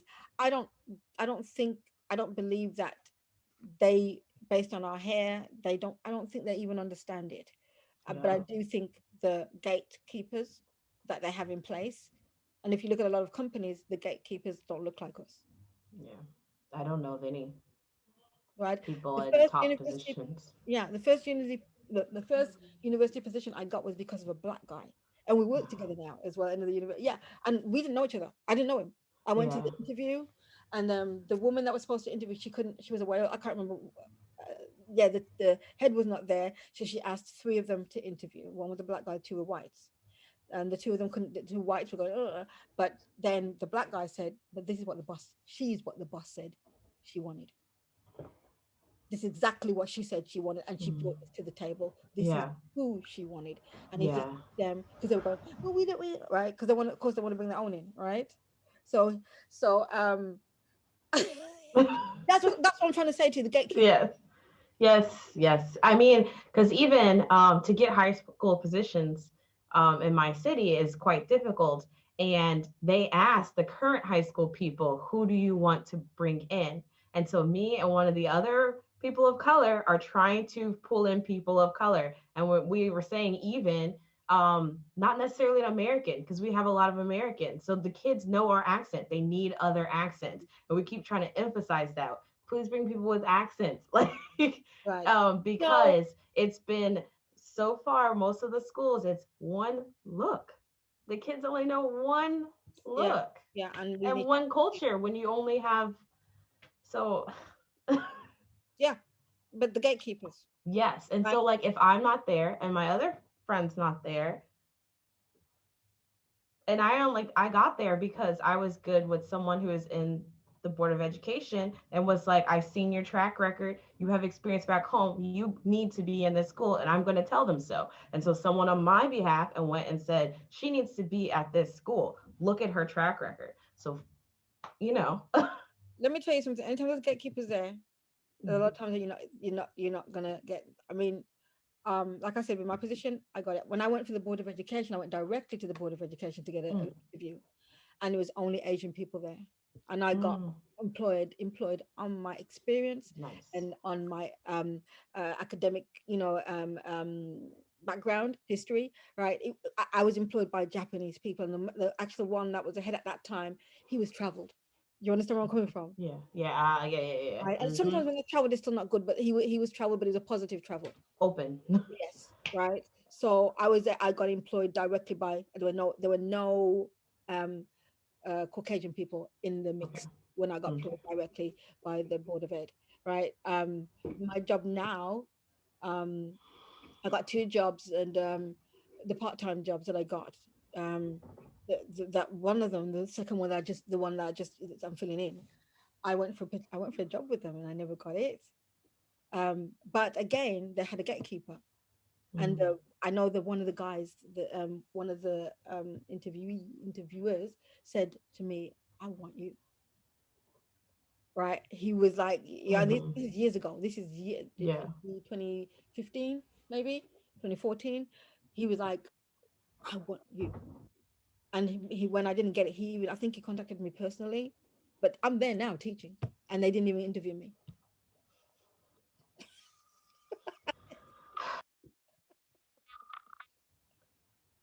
Right? So, this last one, the one that I've been doing for 4 years, it was a Japanese woman and a guy from America, and he said to me, she loves you. We love people willing to go to bat. We love them. Absolutely. Yeah. I'm not saying don't see my color, but I'm saying don't put my color before my education and before experience. Right. And that's what's been the problem. And again, it's because they're bringing their crap here, their racism and hatred here.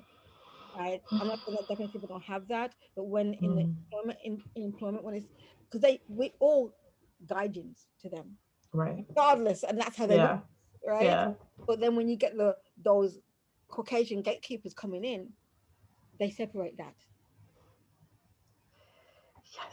Yes. I see so many people of color making TikToks here talking about there's a hierarchy that nobody likes to talk about, but it's there. Like we're all gaikokujin, but there's a hierarchy, and you feel it a lot in the workplace. Yeah, but don't stand for it. That's what we're going to do, and we have to help each other up. Right? When there was a position at my place, I contacted you, and there was another thing I completely forgot. And I've known him for years. I completely forgot to contact him, and he contacted me. I gave him a reference. Right, and he contacted me again for something else. I just give it to him. That's Yeah. because that's how we help each other. You Yeah. don't owe me nothing. You don't owe me anything. You don't owe me anything, right? Because I know that I did this by myself, right? But the black guy, I didn't know him, and without him, I wouldn't have got into university. That's the way I look at it. Yeah. He helped me out, Right. right? And was it because I was black? I don't know. Or was it because of what he said I was what the boss was looking for? Right. Again, putting your credentials. Right. And I got in, and I just think that I think that you would be amazing in a university. Honestly, God, you'd be a blessing in a university. Thank you. And that's why I put you. I didn't mean to put you over my friend because he's also amazing. I just thought. Yeah, I understand. Yeah. I just contacted you. I was like, girl, I understand. get this. I mean, no, like I said, no pressure at all. Yeah. It's just to get. You don't have to stay there. I mean, the contracts are really great, but I just think you can get experience at a university at least, if you want to move on to somewhere else. Right. A lot of people move on, but I like it, so I stay there. Condoleezza Rice. But if I could take a moment to talk about the whole issue of critical race theory and what is and is not being taught. I come out of an academic institution, and this is something that academics debate, what is the role of race and so forth. And let me be very clear. I grew up in segregated Birmingham, Alabama.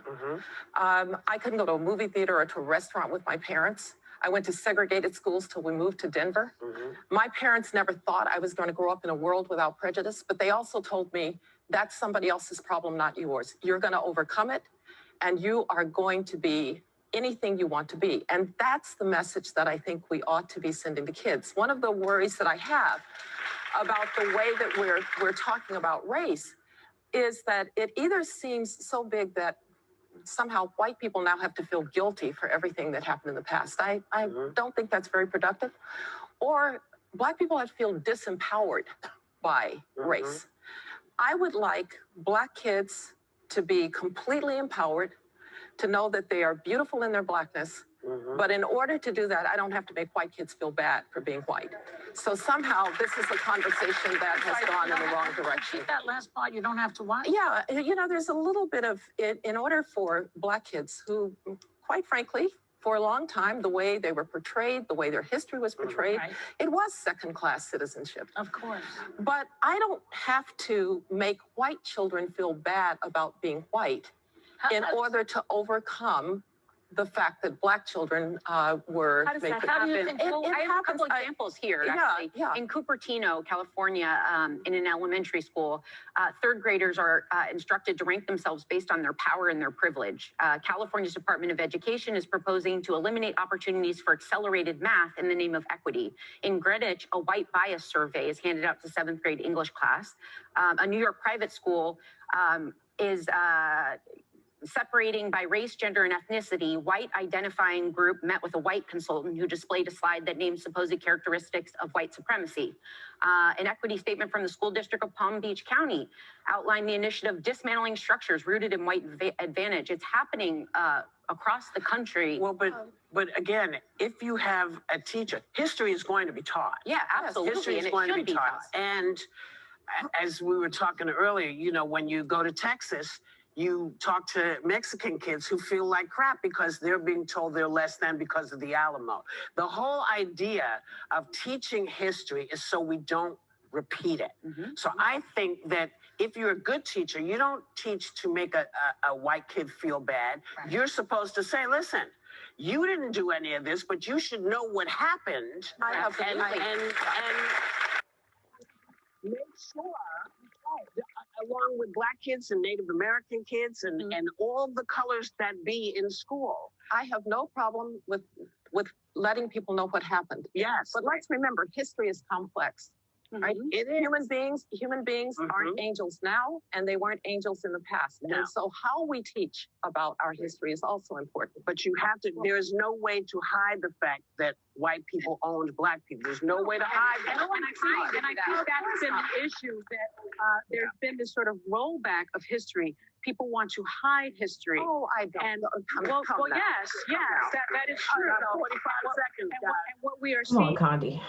Rollback of history. Parents don't want children to hear about the real history. And when we teach children about the real history, I think that is when we will really have true racial reconciliation. People are being taught the true history, but I just have to say one more thing. It goes back to how we teach the history. That's what I'm saying. We teach the good and we teach the bad of history. Yeah. But what we don't do is make 7 and 10-year-olds feel that they are somehow bad people because of the color of their skin. We've been through that. Yeah. Yes. And we don't need to do that again. We don't want anybody to feel that. That's the idea. That doesn't seem to be part of the plan. Oh, it is part of the plan. I mean, you know, in Germany, they teach the Holocaust. Get her, Joy. Students. Of course. I met a German girl we one teach time, slavery to and every student. A school trip is a trip to Auschwitz or Dachau. Yes. They learn about their history, and there is not two sides to the story. We all have to learn about our history, but we also have to recognize that we have to live together, and we're going to do better living together. We're going to go.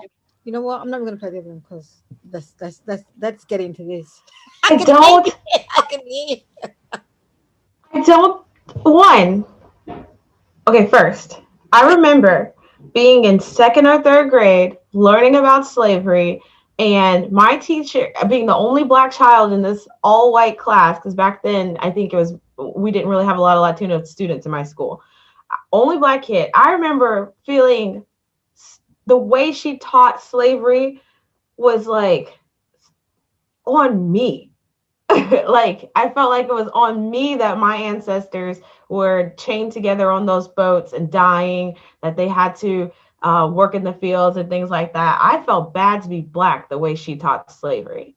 But I have never been in a classroom where any teacher has taught where they've made any white child feel bad about slavery, segregation. It's always been taught, this is history, this is what happened. And I've never met any white, maybe people have, but I've never met any white kids who have said, oh my God, this class made me feel terrible because of what white people did in the past. They've always seemed to separate it as in, that's what our ancestors did, and that's not who we are now. So I don't know where this conversation is coming from, that we're making, the way we're teaching history is making white children feel bad to be white. Is a white people pleaser. She's one of those people, right? She's always, you know, she's one of those people. She may not, just because she didn't have the upbringing that I live in England and you live in America, right?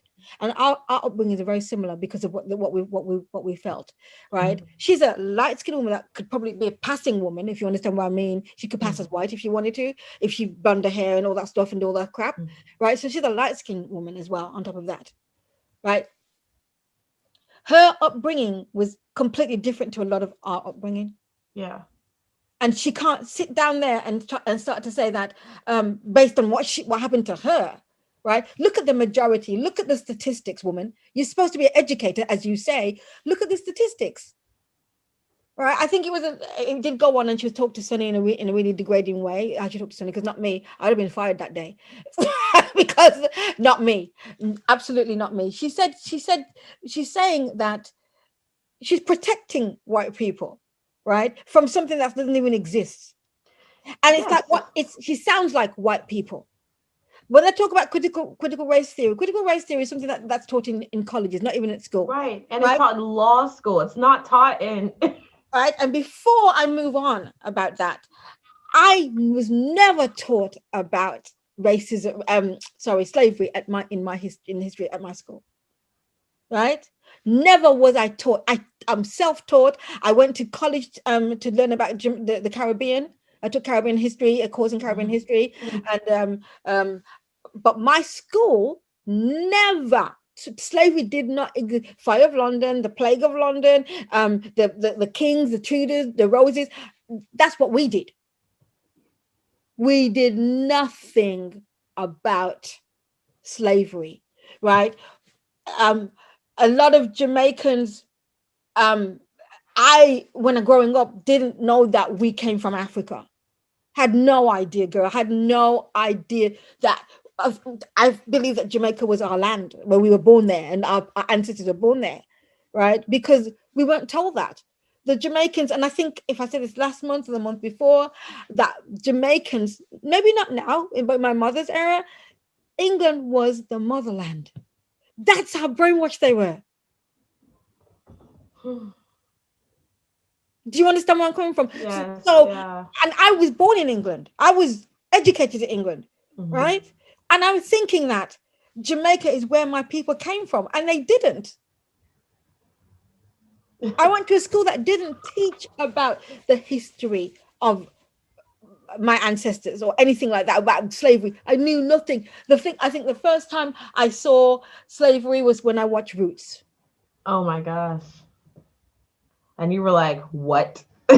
Yeah. But also, I don't know of any Black or brown teachers who are teaching in a way to make white children feel bad. One, because it's just like, that's unproductive. Two, who was really trying to be here losing our jobs like that? Right? But I don't understand where she got that concept from. I don't understand this. It makes her look really shady to me. Right? She ain't for us. Please stand over there. I was watching this thing with Chappelle, we're going to talk about real quickly, right? And they were voting into who can come to the cookout. And they gave up Condoleezza Rice. And was it Colin Powell? Somebody else, I can't remember who it was. It was Condoleezza Rice, and they said she was just thrown in with that person. They didn't even, she wasn't even nominated. She just said, we'll throw her in as well. You can have her. And because she is not one of us. She is never been, and she is not. The fact that she's talking about based on her, it's subjective. Yeah. And look at the statistics. When you even today, when you look at the black doll, white doll experiment with the black kids and the white kids, right? That alone tells you what education is about. It's still the same today.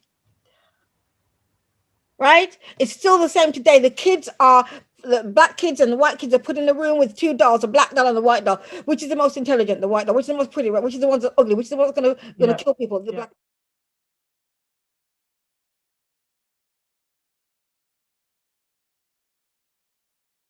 Yeah. And it's still relevant. So what the hell?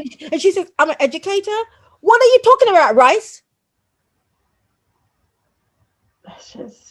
What are you talking? What you talking? See, this is the problem. Why we can't get nowhere, because they put these ones forward. They give them the high positions, and they speak for us. Let me not call her the lady dog. Oh, you don't speak for me. No, but those are celebrated. I mean, anytime you see a reporter go to a Trump rally, you see a couple of us. Yeah, it's like that's why they sell all skin folk as not kin folk. Diamond and Idiot. What's oh yeah, I forgot about they are embarrassing to watch. Yes. They are so embarrassing to watch. The thing is, right, black people are where we are because white people, that's where white people wants to be. Right? They still, I'm not condoning this thing, but if you are pushed in a corner, what the hell are you going to do? That's what they keep doing, is push. If you open your eyes, we're educated women, right? And we are in a particular good position, right? Yes. But I know where I come from. And I will never forget where I come from. And that's the problem with black people. They forget they let money dictate and change them, because I don't want to be like a white person, because I did that for most of my young life because I had no damn sense. Yeah.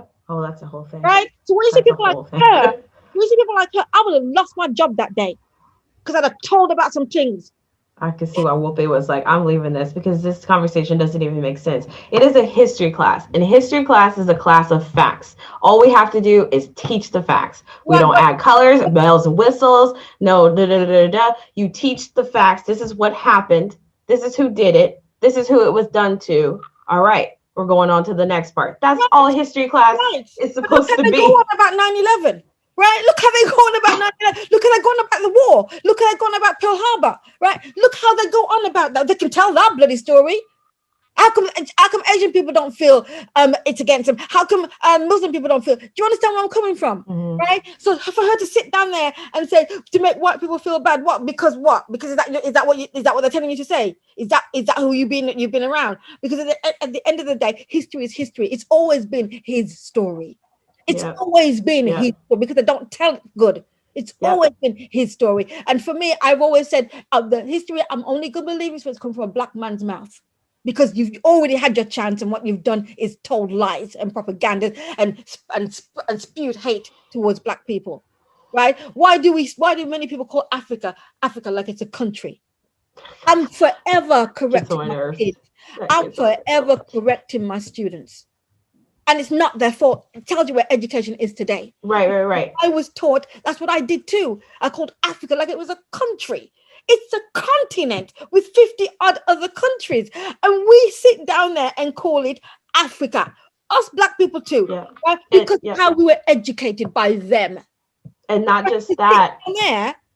Go ahead. Sorry. Oh, I was going to say, and then our depiction of Africa is poor, because all we were taught and all we were shown since we were little is just poor Africa. And it wasn't until I was in college that I started looking for myself and seeing these great cities, these great innovations, these innovations, these great organizations, and things like that, and people rising up, culture when it comes to music and performance and technology. And it's like I never saw any of that in my textbooks and my classes, on TV, and I'm seeing it with students here. Anytime they talk about wanting to help people, they say they want to help the poor children in Africa and Southeast Asia, because we just did this whole thing about how they don't know Africa. My kids are saying Africa. My kids are they both. Some of them want to help. They said the Philippines, but I'm like, the entire Philippines is not in poverty, but that's what they think. And like, we did the whole thing showing them,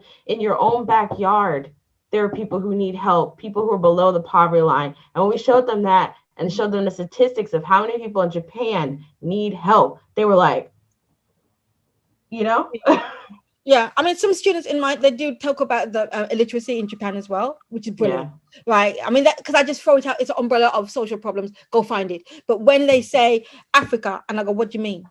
And they go, so I school them, and then they apologize. I go, no, I don't want you to apologize. It's not your fault. I'm not coming at you in a way. I'm not offended anyway. I know that you don't know. And I'm glad you brought it up so that now the whole class can know. Right. Exactly. You know what I mean? Yeah. You don't go hard on the children. It's not their fault. No. So what part of Africa are you talking about? Yeah. And do you know that Africa is a continent, just like Asia? And I said, see, we always, and I said, this is how you were taught. This is how and I explained to them that I was taught this way too. So this is what I used to do. So because I've educated myself, I want to share it with you, and I make it as a positive thing.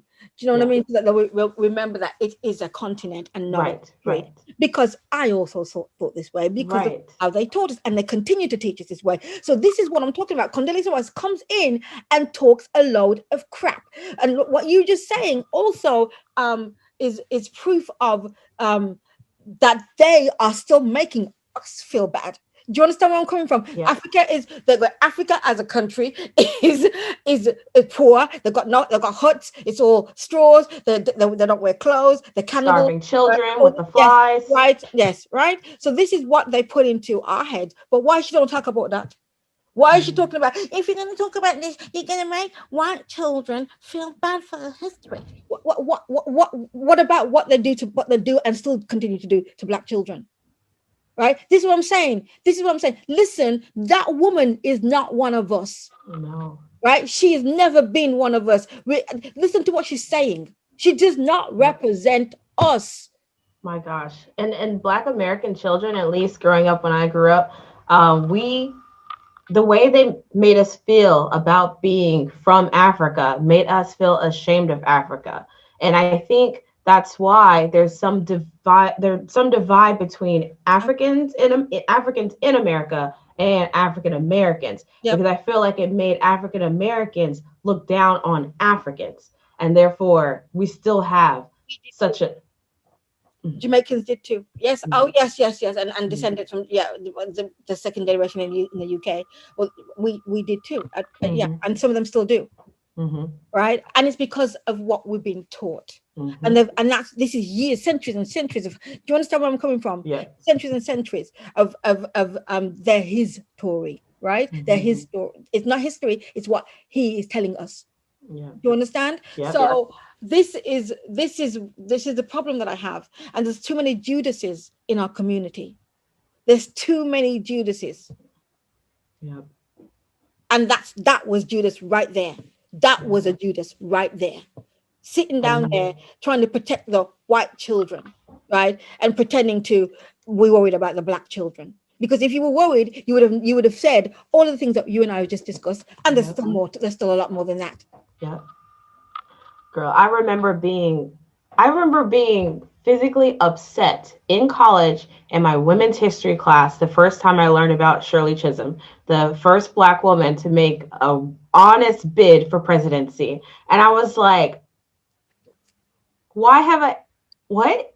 I was upset that I felt robbed of what I could have been learning in school. And I always wondered, because when I took AP history, the college level histories, when I had a teacher, he was white presenting. I'm not sure where he's from. He said the textbook is incomplete. You guys are going to read Frederick Douglass' autobiography, Incidents of the Life of a Slave Girl, and A People's History of the United States, because he said he wanted us to give us more on the racial history in America, as well as the class history in America, and a little bit of women's history. We didn't do that too much, and like that one class was just opening so much. And it wasn't until my second to last year of high school that I'm learning these things, and only because I took an advanced level class. So my friends and the majority of these students don't even touch on these things whatsoever. And I always wonder why our main textbook stops before the civil rights movement.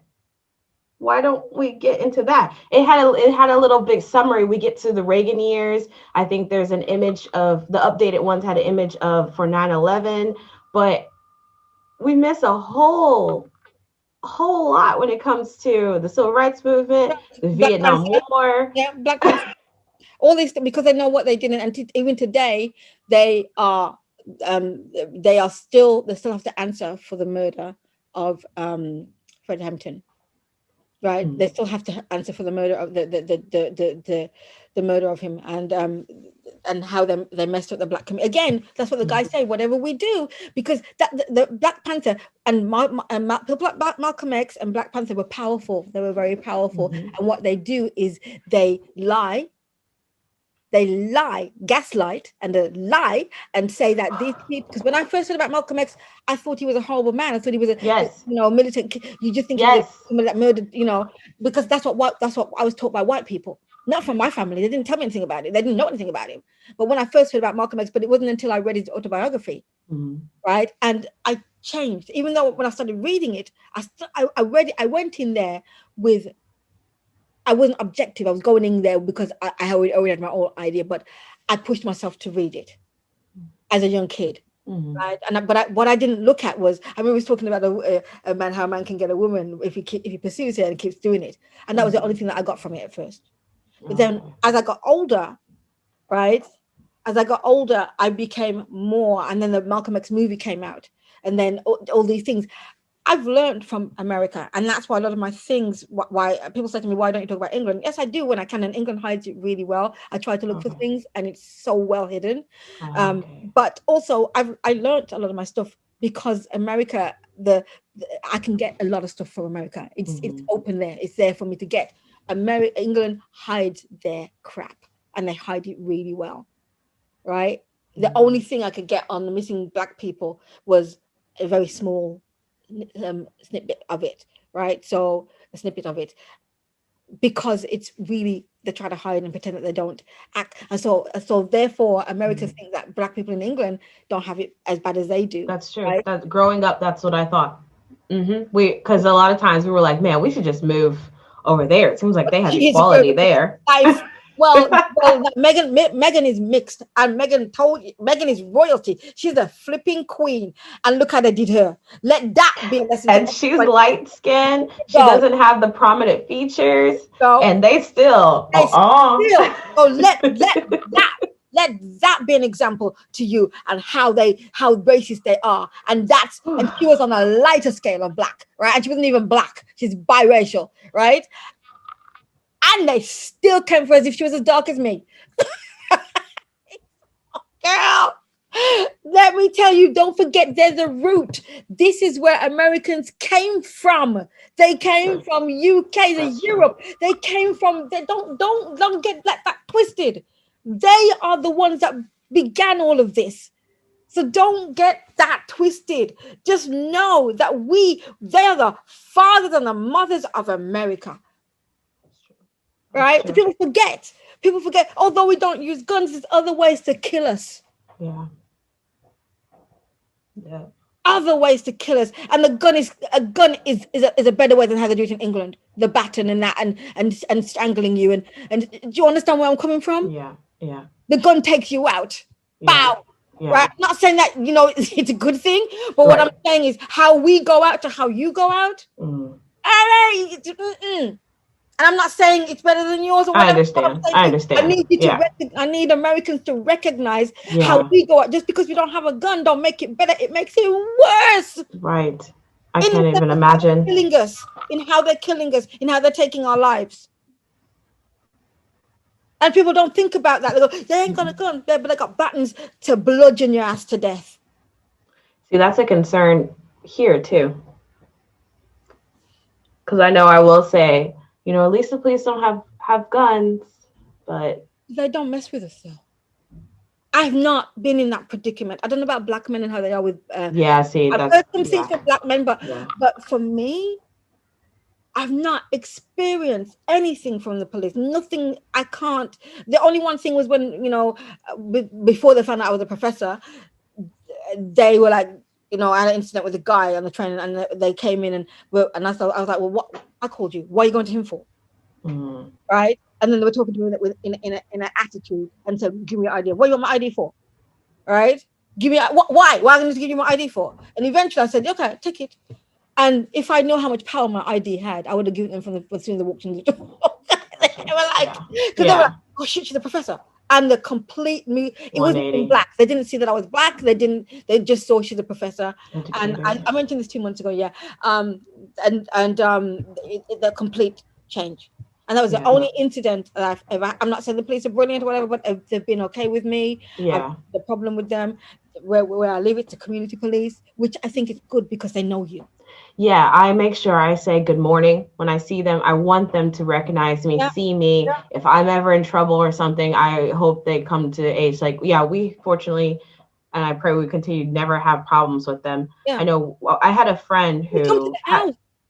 They come to the house and introduce themselves.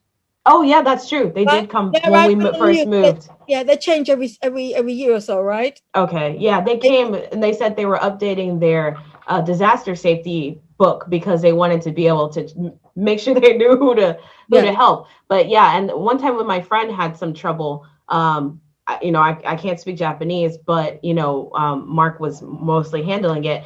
But they were very polite to us. And they could see that we were just trying to help her out. And it's like once they got her ID, that's when they calmed down about her. So, right. Yeah, but she wasn't black. I don't feel anything.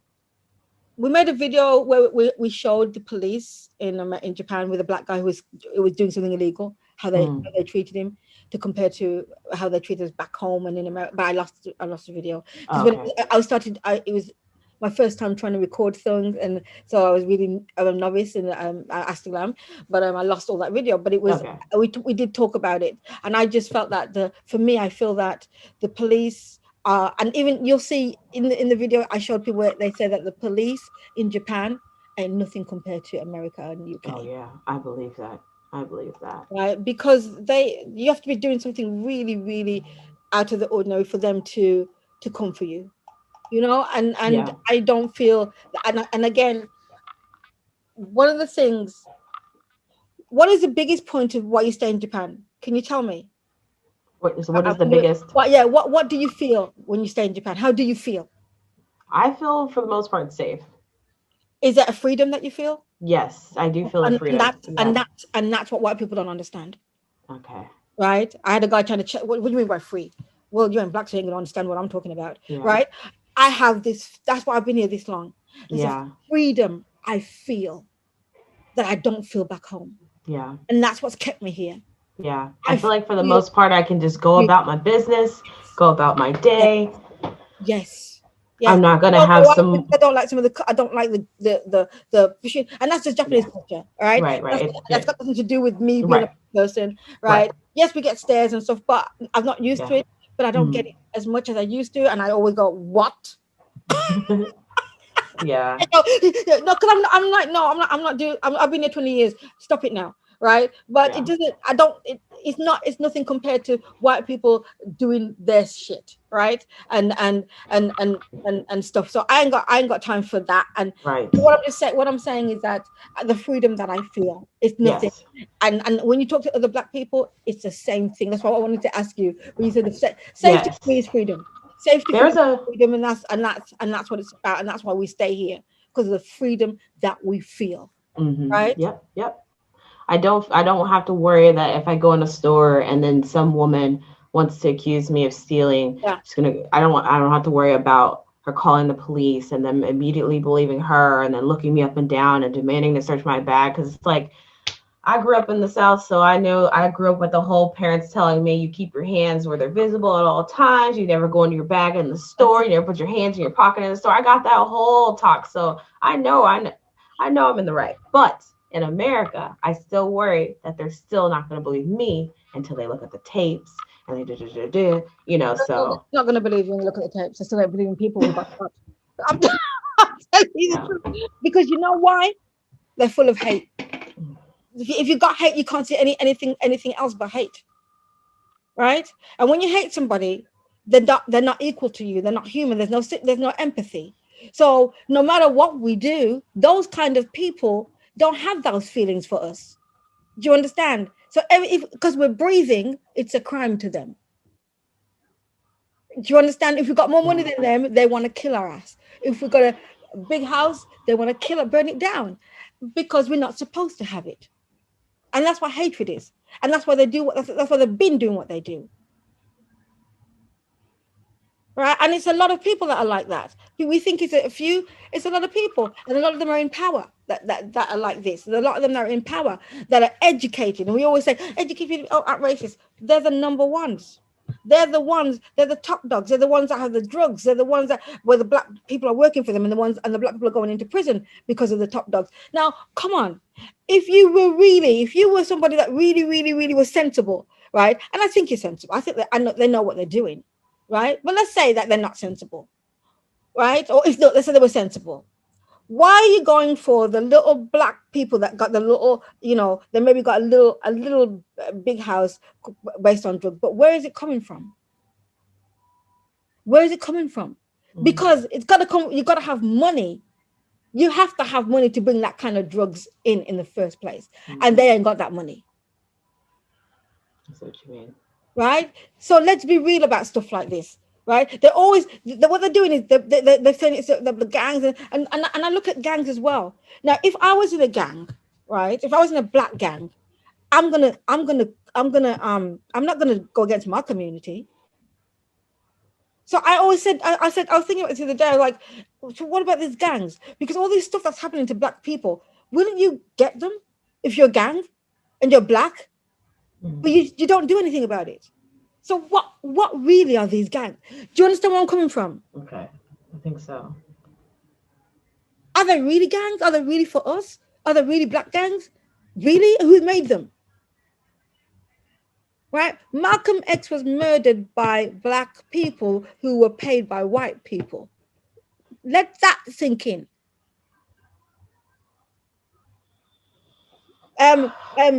Fred Hampton was murdered because the FBI paid a Black person to spy on them and paid him to lie on them and put crap drugs in the house and stuff like that, right? And guns and all this stuff, right? So when you think about this, who is behind all of these things? Listen to what that white man said in the beginning. Well, because we're not listening, and we are just here and not listening. Right? We're just here and we're not listening. Right?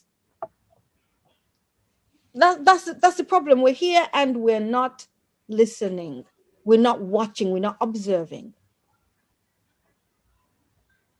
right? The black people are the underdogs. We ain't got no money. We ain't got that kind of money to put no drugs in, right? Yeah, we might get a little bit more and get a little big house, right? And that's the project. The thing is, black people as well, a lot of us, we get all these things, but we don't put it into the community. We put it on ourselves to show off to each other. No, you're supposed to help each other.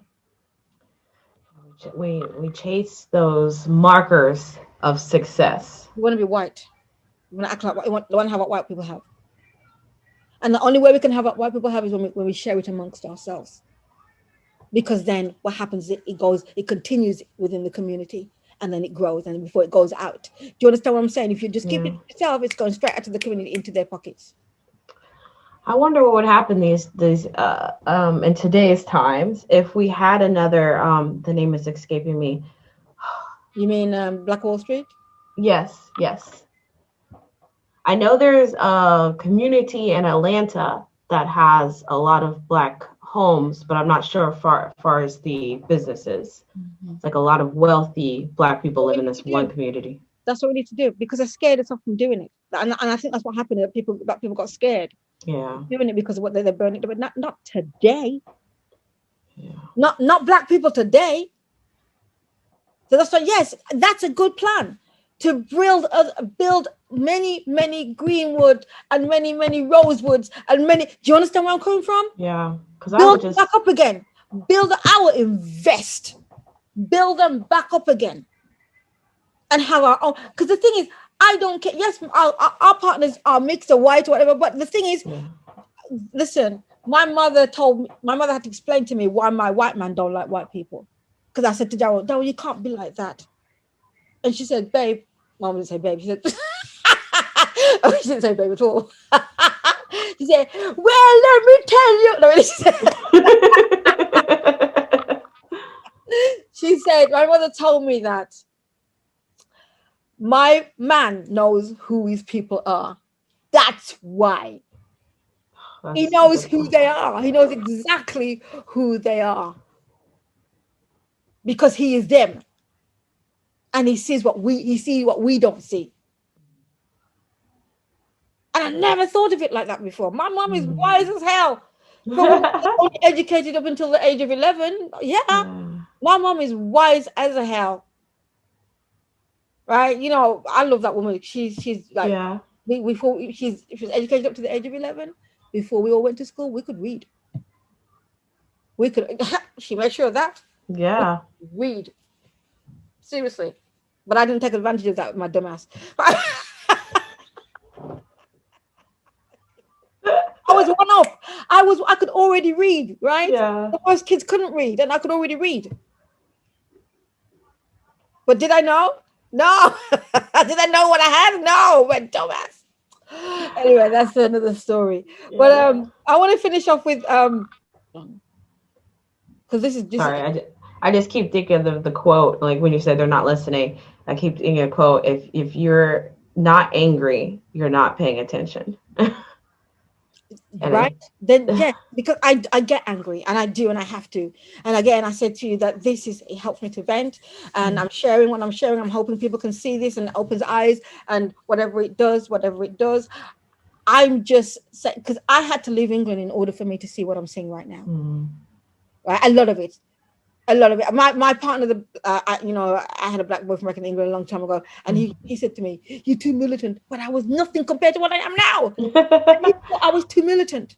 I hate that term. I hate that. Right, when I wasn't militant, I was just basically, I was learning about my culture. I wasn't learning no crap from nobody, but I was nothing compared to what I am now. Yeah. And I'm still learning. I'm still this. Because there's so much they've taken away from us. There's so much they've taken away from us. I really want to do these too. This is something that I did. It was in this magazine from England called Galdem, and it's a Jamaican thing. It means the girls. How can I try Galdem? Gotcha. Galdem. The girls them. It's a patois phrase, I guess. Galdem. Right. So, and I saw this, I think it was this magazine, and it was a research that they did in England about white people not moving out the way when you walk on the street. They don't believe that they need to move. They've got, and I saw it again the other day, and it was a more recent research. because I don't move out the way. When I saw this, I went, you know what? It's true. Because you think about it and you go, because we're so worried about us looking a certain type of way, we move. And they're so worried, and they're so not worried, they're so sure that they are this type of way compared to us. Right? It's like when they go on the plane and when they go in first class and have a look at you. And when you are in the first class line, they look at you like, are you supposed to be here? Do you work here? Don't ask me no question. Right? They are in the same position as you, but you're in the first class or business class line, and they're asking you if you're supposed to, and they don't work there. Yep, that's happened to me twice. What do you say to them? Do you? I'm not responding. Apart from, do you work here? Did you respond to them? You go, yo, go tickets. See, that's what we do to calm them. Them no, do. You don't want any problems. No, girl, no. I was young. Do you work here? Listen. Do you work here? No. All right then. Then there's nothing to do with you then, is it? Seriously. Because you're already getting it from the airline stuff in the first place anyway. Yeah. Right? Yeah. When I was going to the double check. Listen, when I moved to Japan, now it's probably different. When I moved to Japan, this is like I said, 2000, right? So I went back. I stayed in Japan for 20 months before I went back home. I went back home, and when I was coming back, they assumed that I couldn't possibly be going to Japan. And I was trying to cost me, say my flight not yet, my flight don't, and that and this. I said to her, where do you think I'm going? She thinks I'm going to America or Jamaica. I can't remember where it was. Some where black people go. And I went, I'm going to Japan. So I don't know why. I don't know. I already told you that, but you're too busy in your head thinking I'm going to somewhere else. I said Japan. So tell me where I need to go. Oh my gosh. Unnecessary. Right. When I changed when I moved here because I'm not dealing with their crap no more. I'm not. You've done too much to us as it is already, and we're still having to fight you. I won't. I refuse to. Let me play this thing then. I want to. What is one way you combat racism on a daily basis? I'll go first. I don't move for white people on a sidewalk. Oh, so you're combating racism by going out of your way to prejudge and be rude to a certain people group based on the color of their skin. What? Ooh, him ain't gonna like this at all. Have y'all noticed how clip people never move out the way? The purpose of this video is to explore the politics of the pavement, the sidewalk. And before we get into the point of making a conscious decision of not moving out the way of clip people to understand how this hierarchy works, let's get some context in this little old study from the homie. The way that YT people don't make space for people on the sidewalk is representative of... It's crazy because there's actually a study that they kind of did on this, and it kind of highlighted how people's brains reacted to seeing people versus objects, in which, like, if you see people, your brain lights up in a certain way, and when you look at objects, your brain kind of like remains a little bit dull. Is what the term we're going to be using right now. Now, this is a common thing that happens for every human on the planet, but what they found out that in white people is, you guessed it, when they saw people of other ethnicities, their brain lit up as if those people were objects, not real people.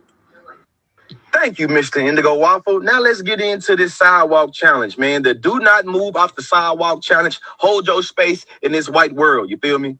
I'm talking about melanated people, particularly melanated women and people of color, being cognitive of how they navigate through spaces, making accommodation for clip people, and clip people having an expectation that us people will always already move out the way to allow for them to navigate their own spaces and places how they want to. This is about how clip people are feeling like if black bodies and people of color do not accommodate them, then we are being rude, unpleasant, or intimidating. For centuries, Clear America has dictated how we navigate our own bodies and spaces and how we as people use our bodies in those spaces. Research over me search. Then Jim Crow, there was a time when Black people were required to move off the sidewalk to allow clear people to pass. And we see a lot of y'all have been indoctrinated by that understanding. We ain't moving. We can take up some space.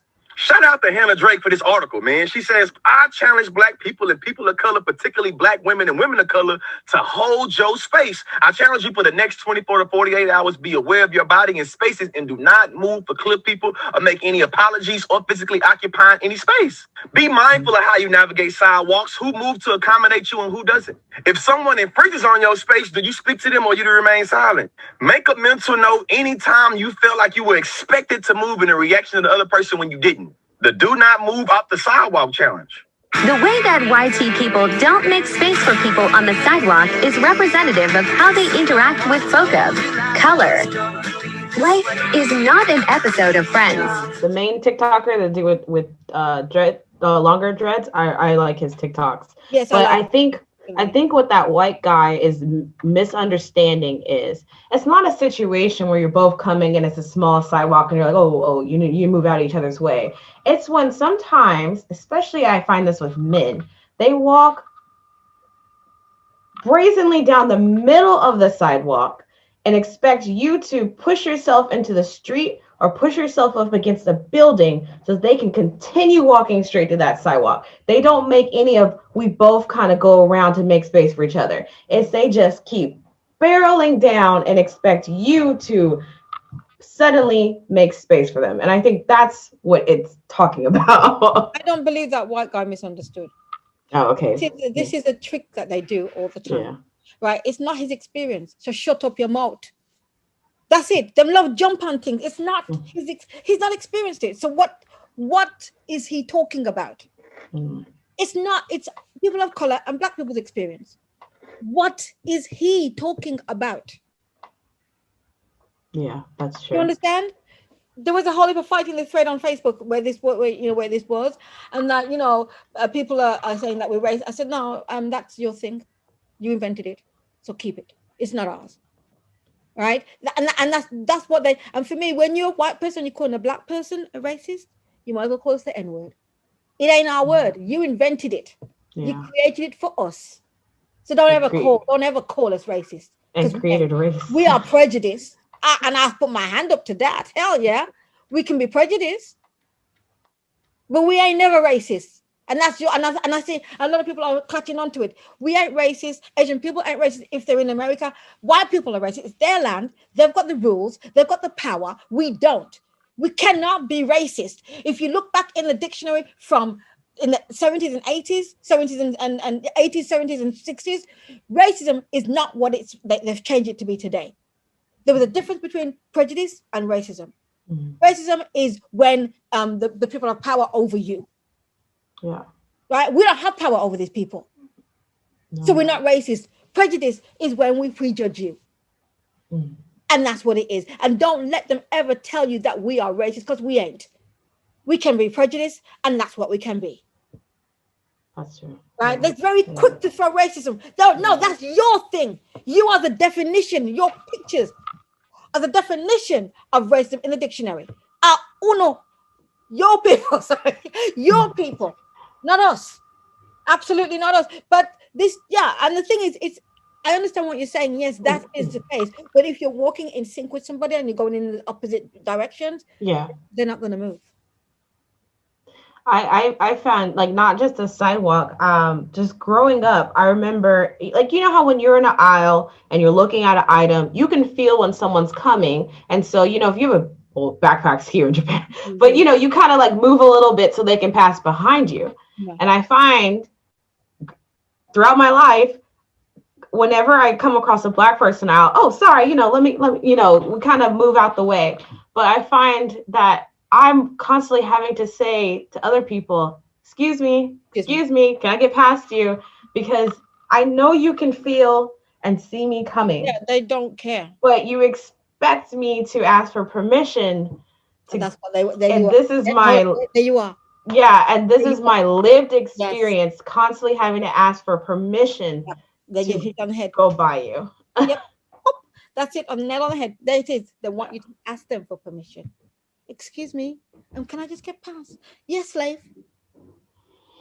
That's what it's all about. It's for them being the massa. That's what it's all about. And I won't move either. I used to, but I won't. I will not. I refuse to move. I will not. I will just stand there then. I won't move. I'm not moving. I think it also kind of goes back to that, how I think we've talked about this before, of shrinking ourselves because we don't want to appear to be the angry Black woman or the scary Black man. Yeah. And that's a thing that they put into our heads, right? That's what they put into our heads. It's a fear of us appearing to, I don't give a damn what I look like to you because you don't give a damn what you look like to us. Think like that. Because I'm not waking up next to you. You're not paying my rent. I don't care what you think. The world already knows what you think because they think it too, because you sold that idea to them. So what difference will you not moving or you complying to what they want going to make? Don't care what they think about you because they already think it anyway, even if you're not doing it. It is exhausting to be Black. It is exhausting to be a woman. Yes, it is. It is. We're talking about Dave Chappelle, and I saying about with what's been going on, and I just said we're Black first, and we're Black first, and then this Black guy wants to come in and say to me, well, you are with trans people, you're trying to ignore that they're trans. I said, hey, excuse me, I'm a woman. I'm a Black woman. Now what?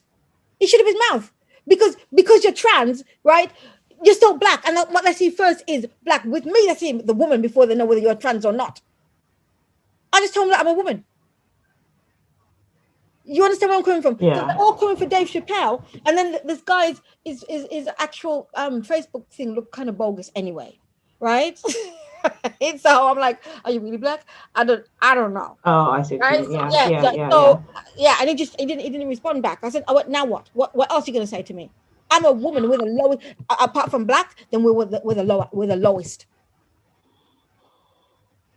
I'm so tired. Right, so there's all this. We're fighting against every bloody body. Right? At the end of the day, yeah, it's just completely ridiculous. And like I said, when they've put this bomb in our head, right, and this thing for us, that the alarm that goes off, that we want to appear in a particular way. It's like slavery, where you have to go, yes, master, master, that's how they want us to behave, and that's what it's about. But it's a little bit. It's not on that level. It's another type of way, another form.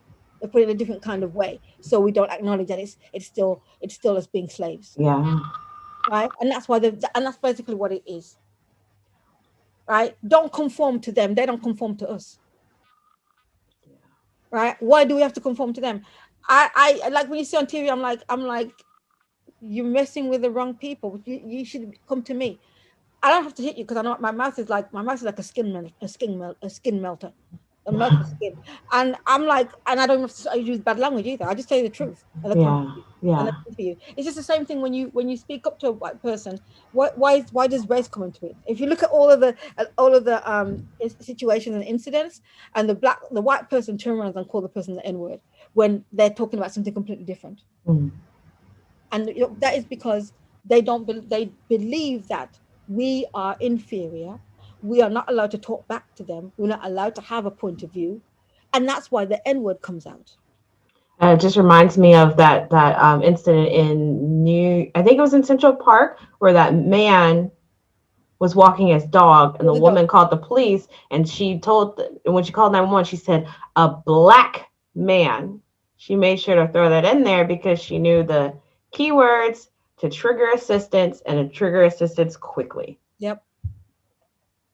But going back, so when we were watching the stories about Black people being murdered and their cases not being considered a priority, I noticed most of the stories are about Black men, but there's even that extra layer of Black women and Black trans women disappearing and nothing being done about our cases. Yeah, I am going to talk about that. It's just that moment, not today, of course, but something I do want to talk about: Black trans and Black women, I absolutely, because it is, and I think it is the trafficking of Black women, right, and the murdering of Black women and trans men, trans women, excuse me, right. So and I also want to look into trans men and see what happens with them. I mean, I'm sure there's something that they've swept on the carpet real hard. You know what I mean? Yeah. So these are things that I would really like to discuss as well.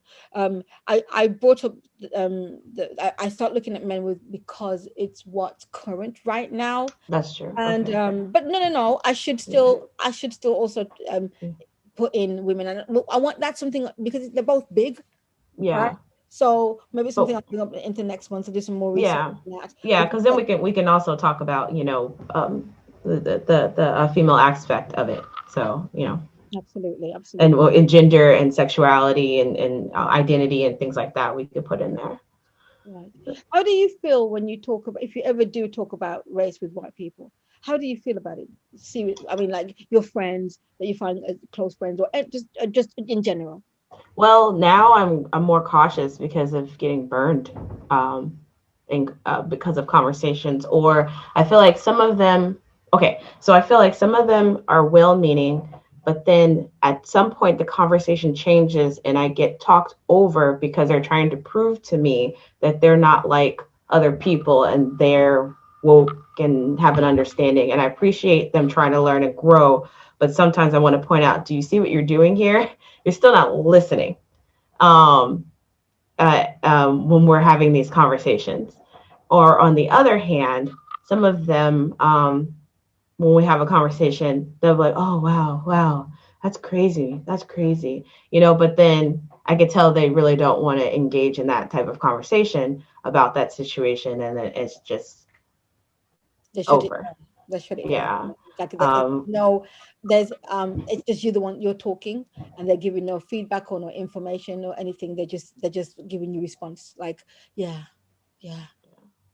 right. So it puts you in a position where you feel uncomfortable and you think, oh, maybe I'm going right. Yes, makes you feel uncomfortable. Yeah, but it's something that they know what they're doing. Yeah, I do have some who I can count on to just listen, or they would like I'm a person, I don't mind finding resources for people. I know it's not our burden to educate, but I don't mind. And I have some who honestly will ask for resources and will honestly come back and be like, oh, I listened to that podcast, I read that book, or I watched that but it's so far it's not many. Yeah, I'm not giving anybody resources.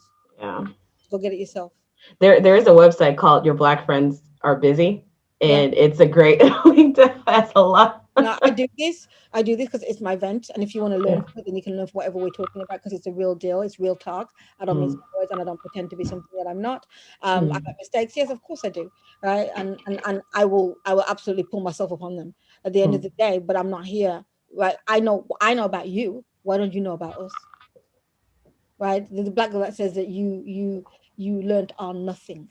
You made us learn your language. You made us learn this. You threw away. You mash up our culture, our whole everything. But you learned nothing. Now it's time for you to find that we know about you. Right? We have to go and find our own history. We got to go find out what you did and all this stuff. You didn't teach it to us. So why are we teaching anything to you? It's about what you've done. So go find it out. I'm not here to do that. Find it if that's what you, and then I'll respect you even more.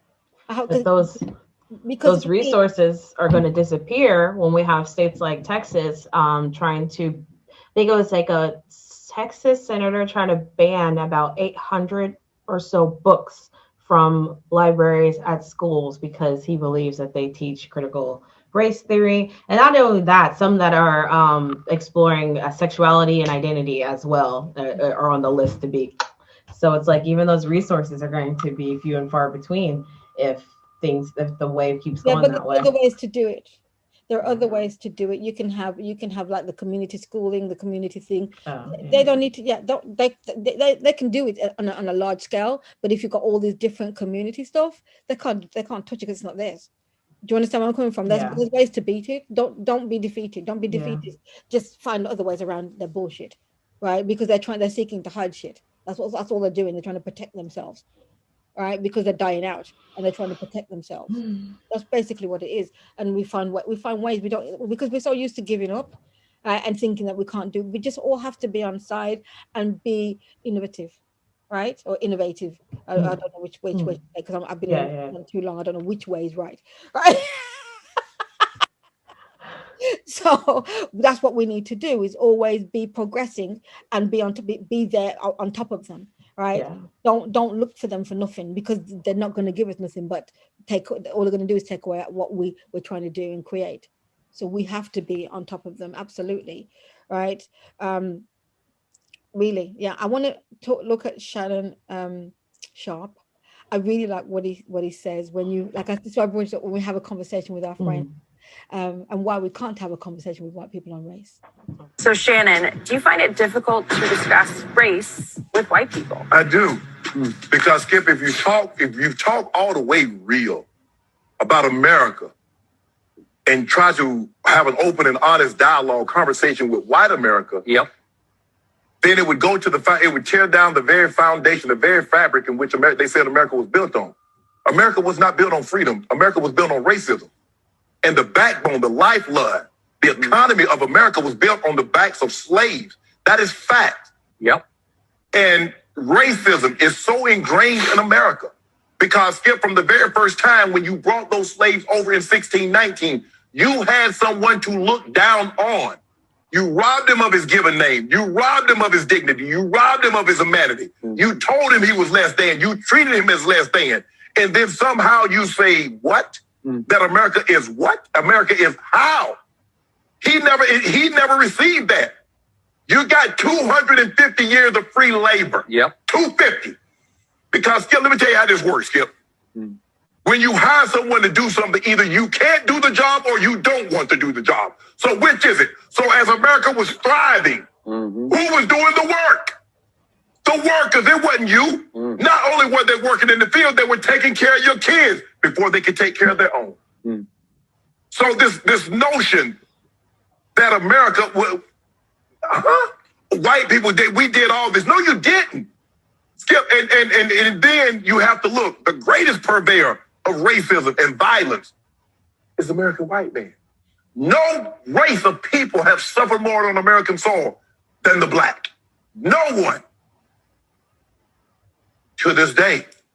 So you had 250. I mean, you could argue the Native Americans. But Skip. They weren't enslaved for 250. No, they were not. Now, they were just murdered often and their homes taken from them. That's what happened. I got it. And I'm just saying, for on balance. Yes. And the thing was, Skip, and they still did it, and they did it. See, guess what they did? So they've been stealing and looting since the inception of America. True.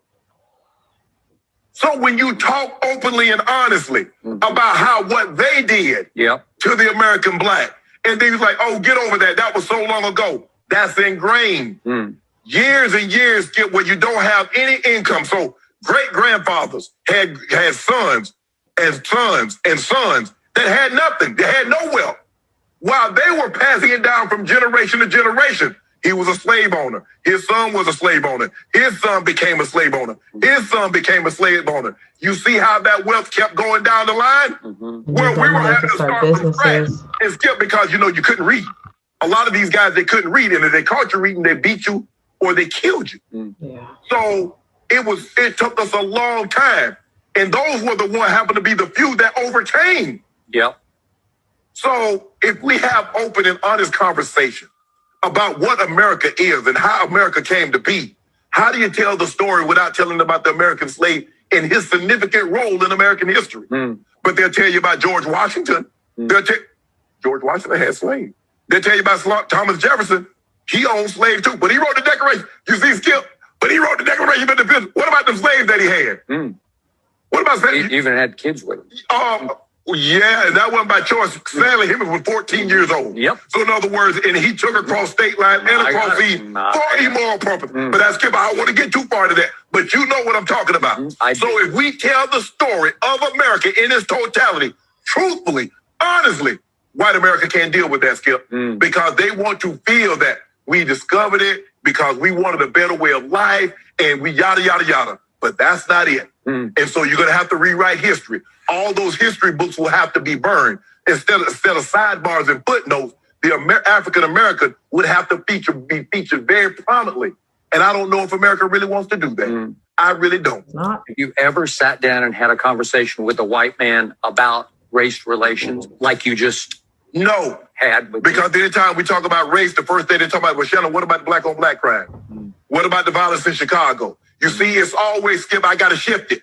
I don't want to talk about, let's talk about this head on. Let's talk about what you did, how you robbed and pillaged and looted Native Americans of their land, and how you enslaved, brought men and women to cultivate this land, to grow. Skip, cooking. Who did all the cooking? Miss Mary ain't do no cooking. Who took care of the kids? She ain't take care of no kids. So, man, stop this. If you're going to tell the story, we're going to have to tell it in totality, Skip. But we'll have to tell it honestly. And Skip, that's 400 years. That's too much history. You're over 401 years. You don't really want to rewrite that kind of history. I don't even want to listen to what Skip's saying, because, you know, I'm so glad that you gave an example. Your friend going, because it's exactly what Skip was doing. Yeah. And then not only was Skip doing that, right? And I'll cut him off. I mean, you know, I just didn't want to hear his voice because of what he was coming back with. When Shannon was talking, he come out with and Native Americans. That wasn't the topic. Right? That's what this is what they do, right? And I'm like, I put here, look, pan Skip fierce. You can see him. They can't handle it because it's the truth, and that's exactly what Shannon Sharp is saying. Right? He's saying, he's talking. So Skip is talking about. He started talking about the Native Americans and how they were, but Native Americans were also black. This is what he doesn't understand. They were also black, but the topic in hand was about the slave that they took for the Africans that they've enslaved. Men, women, and children, which Shannon forget to miss out, and the children. I do like how he flipped it and was like, okay, we're going to talk about the Native Americans too. That's on y'all's scorecard of something you also did to America. So don't forget that that's in y'all's history of things y'all did to this country. You cleared out the people to make way to keep that land for yourself, brought people to work the land, and because this group of people are working the land for you and giving you free labor and raising your children and cooking and blah, blah, blah, blah, blah, blah, blah, that's why you had the freedom and the time to make America what it is today, to build your businesses and your financial empires and so forth, because we gave you the time and the freedom to get to that point. And then whenever we were free, you made sure we didn't get into the race as well. And if you want to talk about black on black crime and poverty and lack of education in the community, we also have to say how in the laws and the structure, you kept us back.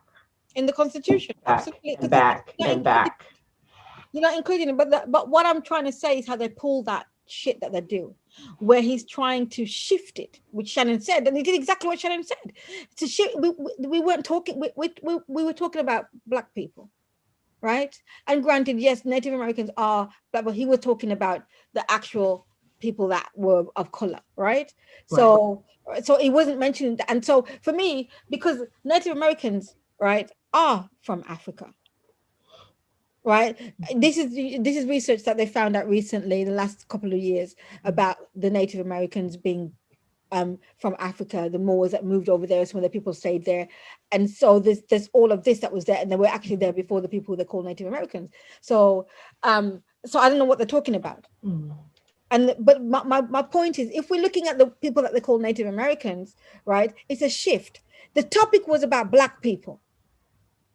It was about black people, and it was about race, and it was regarding black people and how you've treated us. Why is he bringing the Native Americans into this conversation? No one was saying that no one said anything nothing derogatory or nothing that they're not included. But this particular conversation was on the treatment of black people. I don't understand why Skip had to bring in Native Americans. It made no sense to me.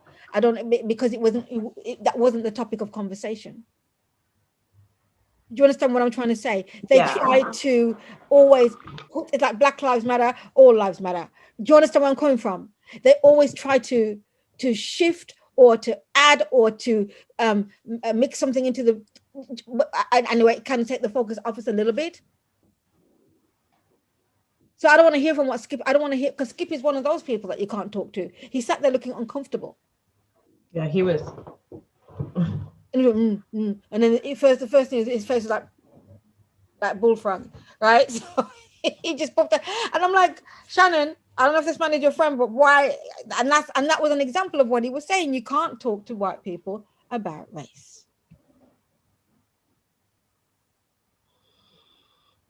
I'm sorry that I've made your day, not made your day. I'm just thinking how I constantly hear we need to start having, I keep hearing we need to start having conversations, we need to start having conversations, we need to start having conversations. But when we try to have conversations, they go nowhere. Yep. Sorry, or let me put it this way. The conversations that we need to have are not leading to policy. And that's what needs to happen. It's not even just policy. And a normal way of life. It doesn't it can't get to policy because these people are acting like they know how we're supposed to feel. Right? And so what we do is not have a policy. It's like what you said, we build back up the greenwoods and the rosewoods. Do you understand? So we do it this way. We have our own schools where our kids are going to be cared for, our own hospitals, our own community. And that's the only way it's going to work. Yes, it's segregation. And listen, I've always said I believe in it. And if you're going to be white and be in our community, that's where you're at. Right? And that's what I mean. We have to segregate ourselves from them because it's not going to work. We're trying to get in with them where they don't want us in there. That's fine. Build up your own communities or leave the country because it's never going to work unless they die out. That's the only way it's going to work. And I understand what you're saying. I understand your point of view. But in the same breath, I don't think it's a waste of our breath talking to them. Because first of all, they close their ears, they fragile up. Get all fragile, the fragility comes in, and all of this stuff, and it's the same thing repetitively. And then they're talking on something they've never experienced. They become a professor on things that they've never experienced, right? And for me, I wish everybody will listen to me because I'm right. We need to segregate from them and build up again with what you said. You said it, and this is what I've said all along. I said segregate from them and build, because they can't come and do what they did before. They can't do it. I guess I just see that I feel like we are sharing people, and I know if we were doing well, we would also be helping other communities. I don't know. I guess we need to help ourselves first because other communities don't help us either. I'm just being for real.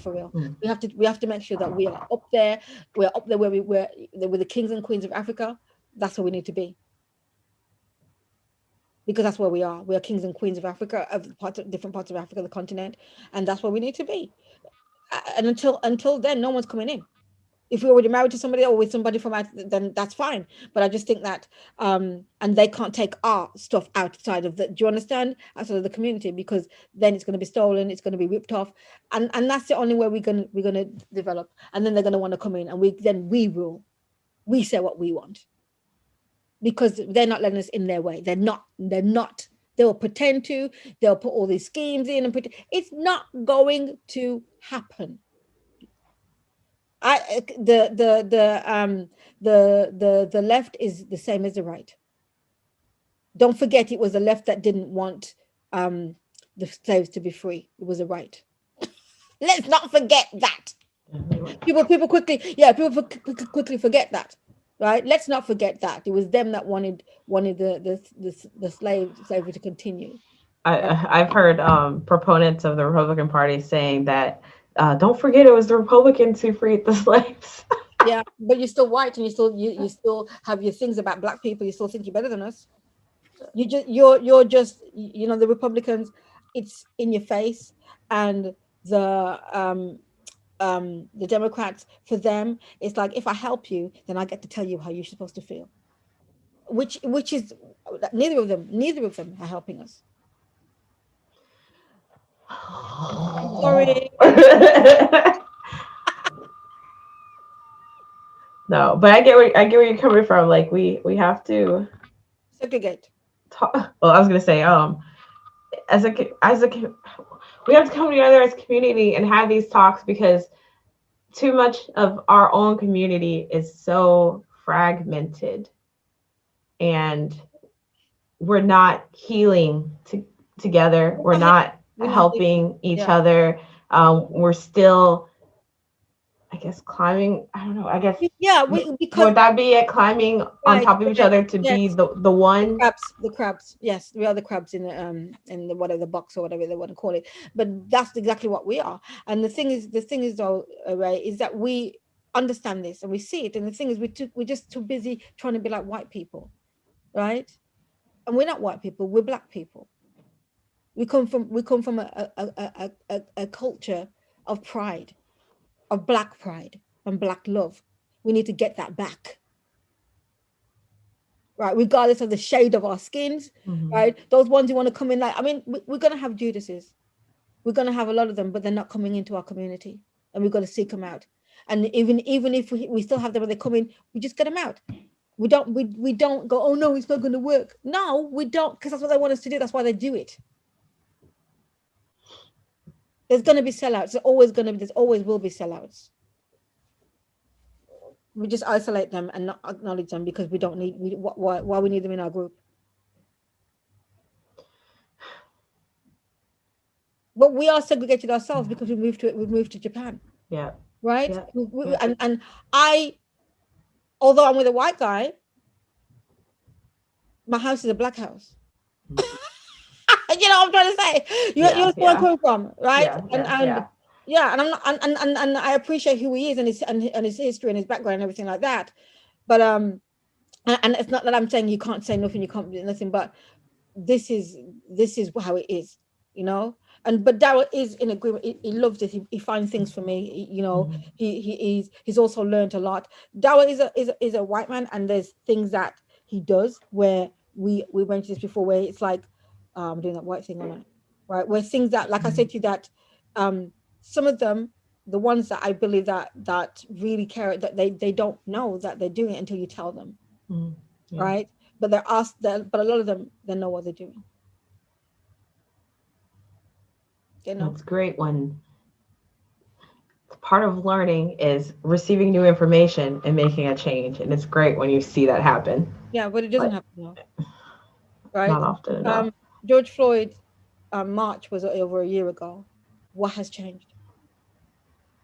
Right, you still have people are vandalizing his George Floyd's statues or all the stuff that memorials, right? His memorials, right? They are destroying them. What does that say? And it ain't black people that's doing it.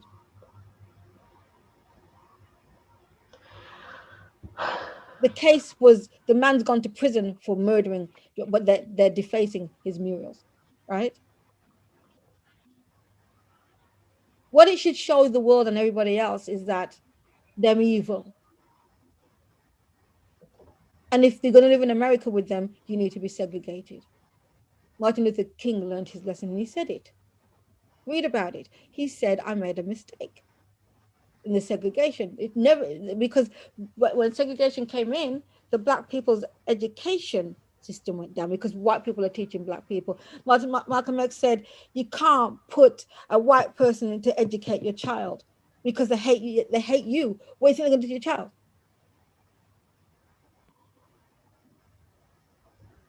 Segregation was the biggest mistake ever because black people were thriving. Even though there was all of this stuff going on, they were still thriving, and now they're not. And the statistics and records that show you today that because segregation, integration, things are much different. Why you think them jump on it? The other people didn't realize this, but they knew what they were doing. If you look at the community back then, how smart they were, how intelligent they were, right? The level of their occupations, what they did compared to now.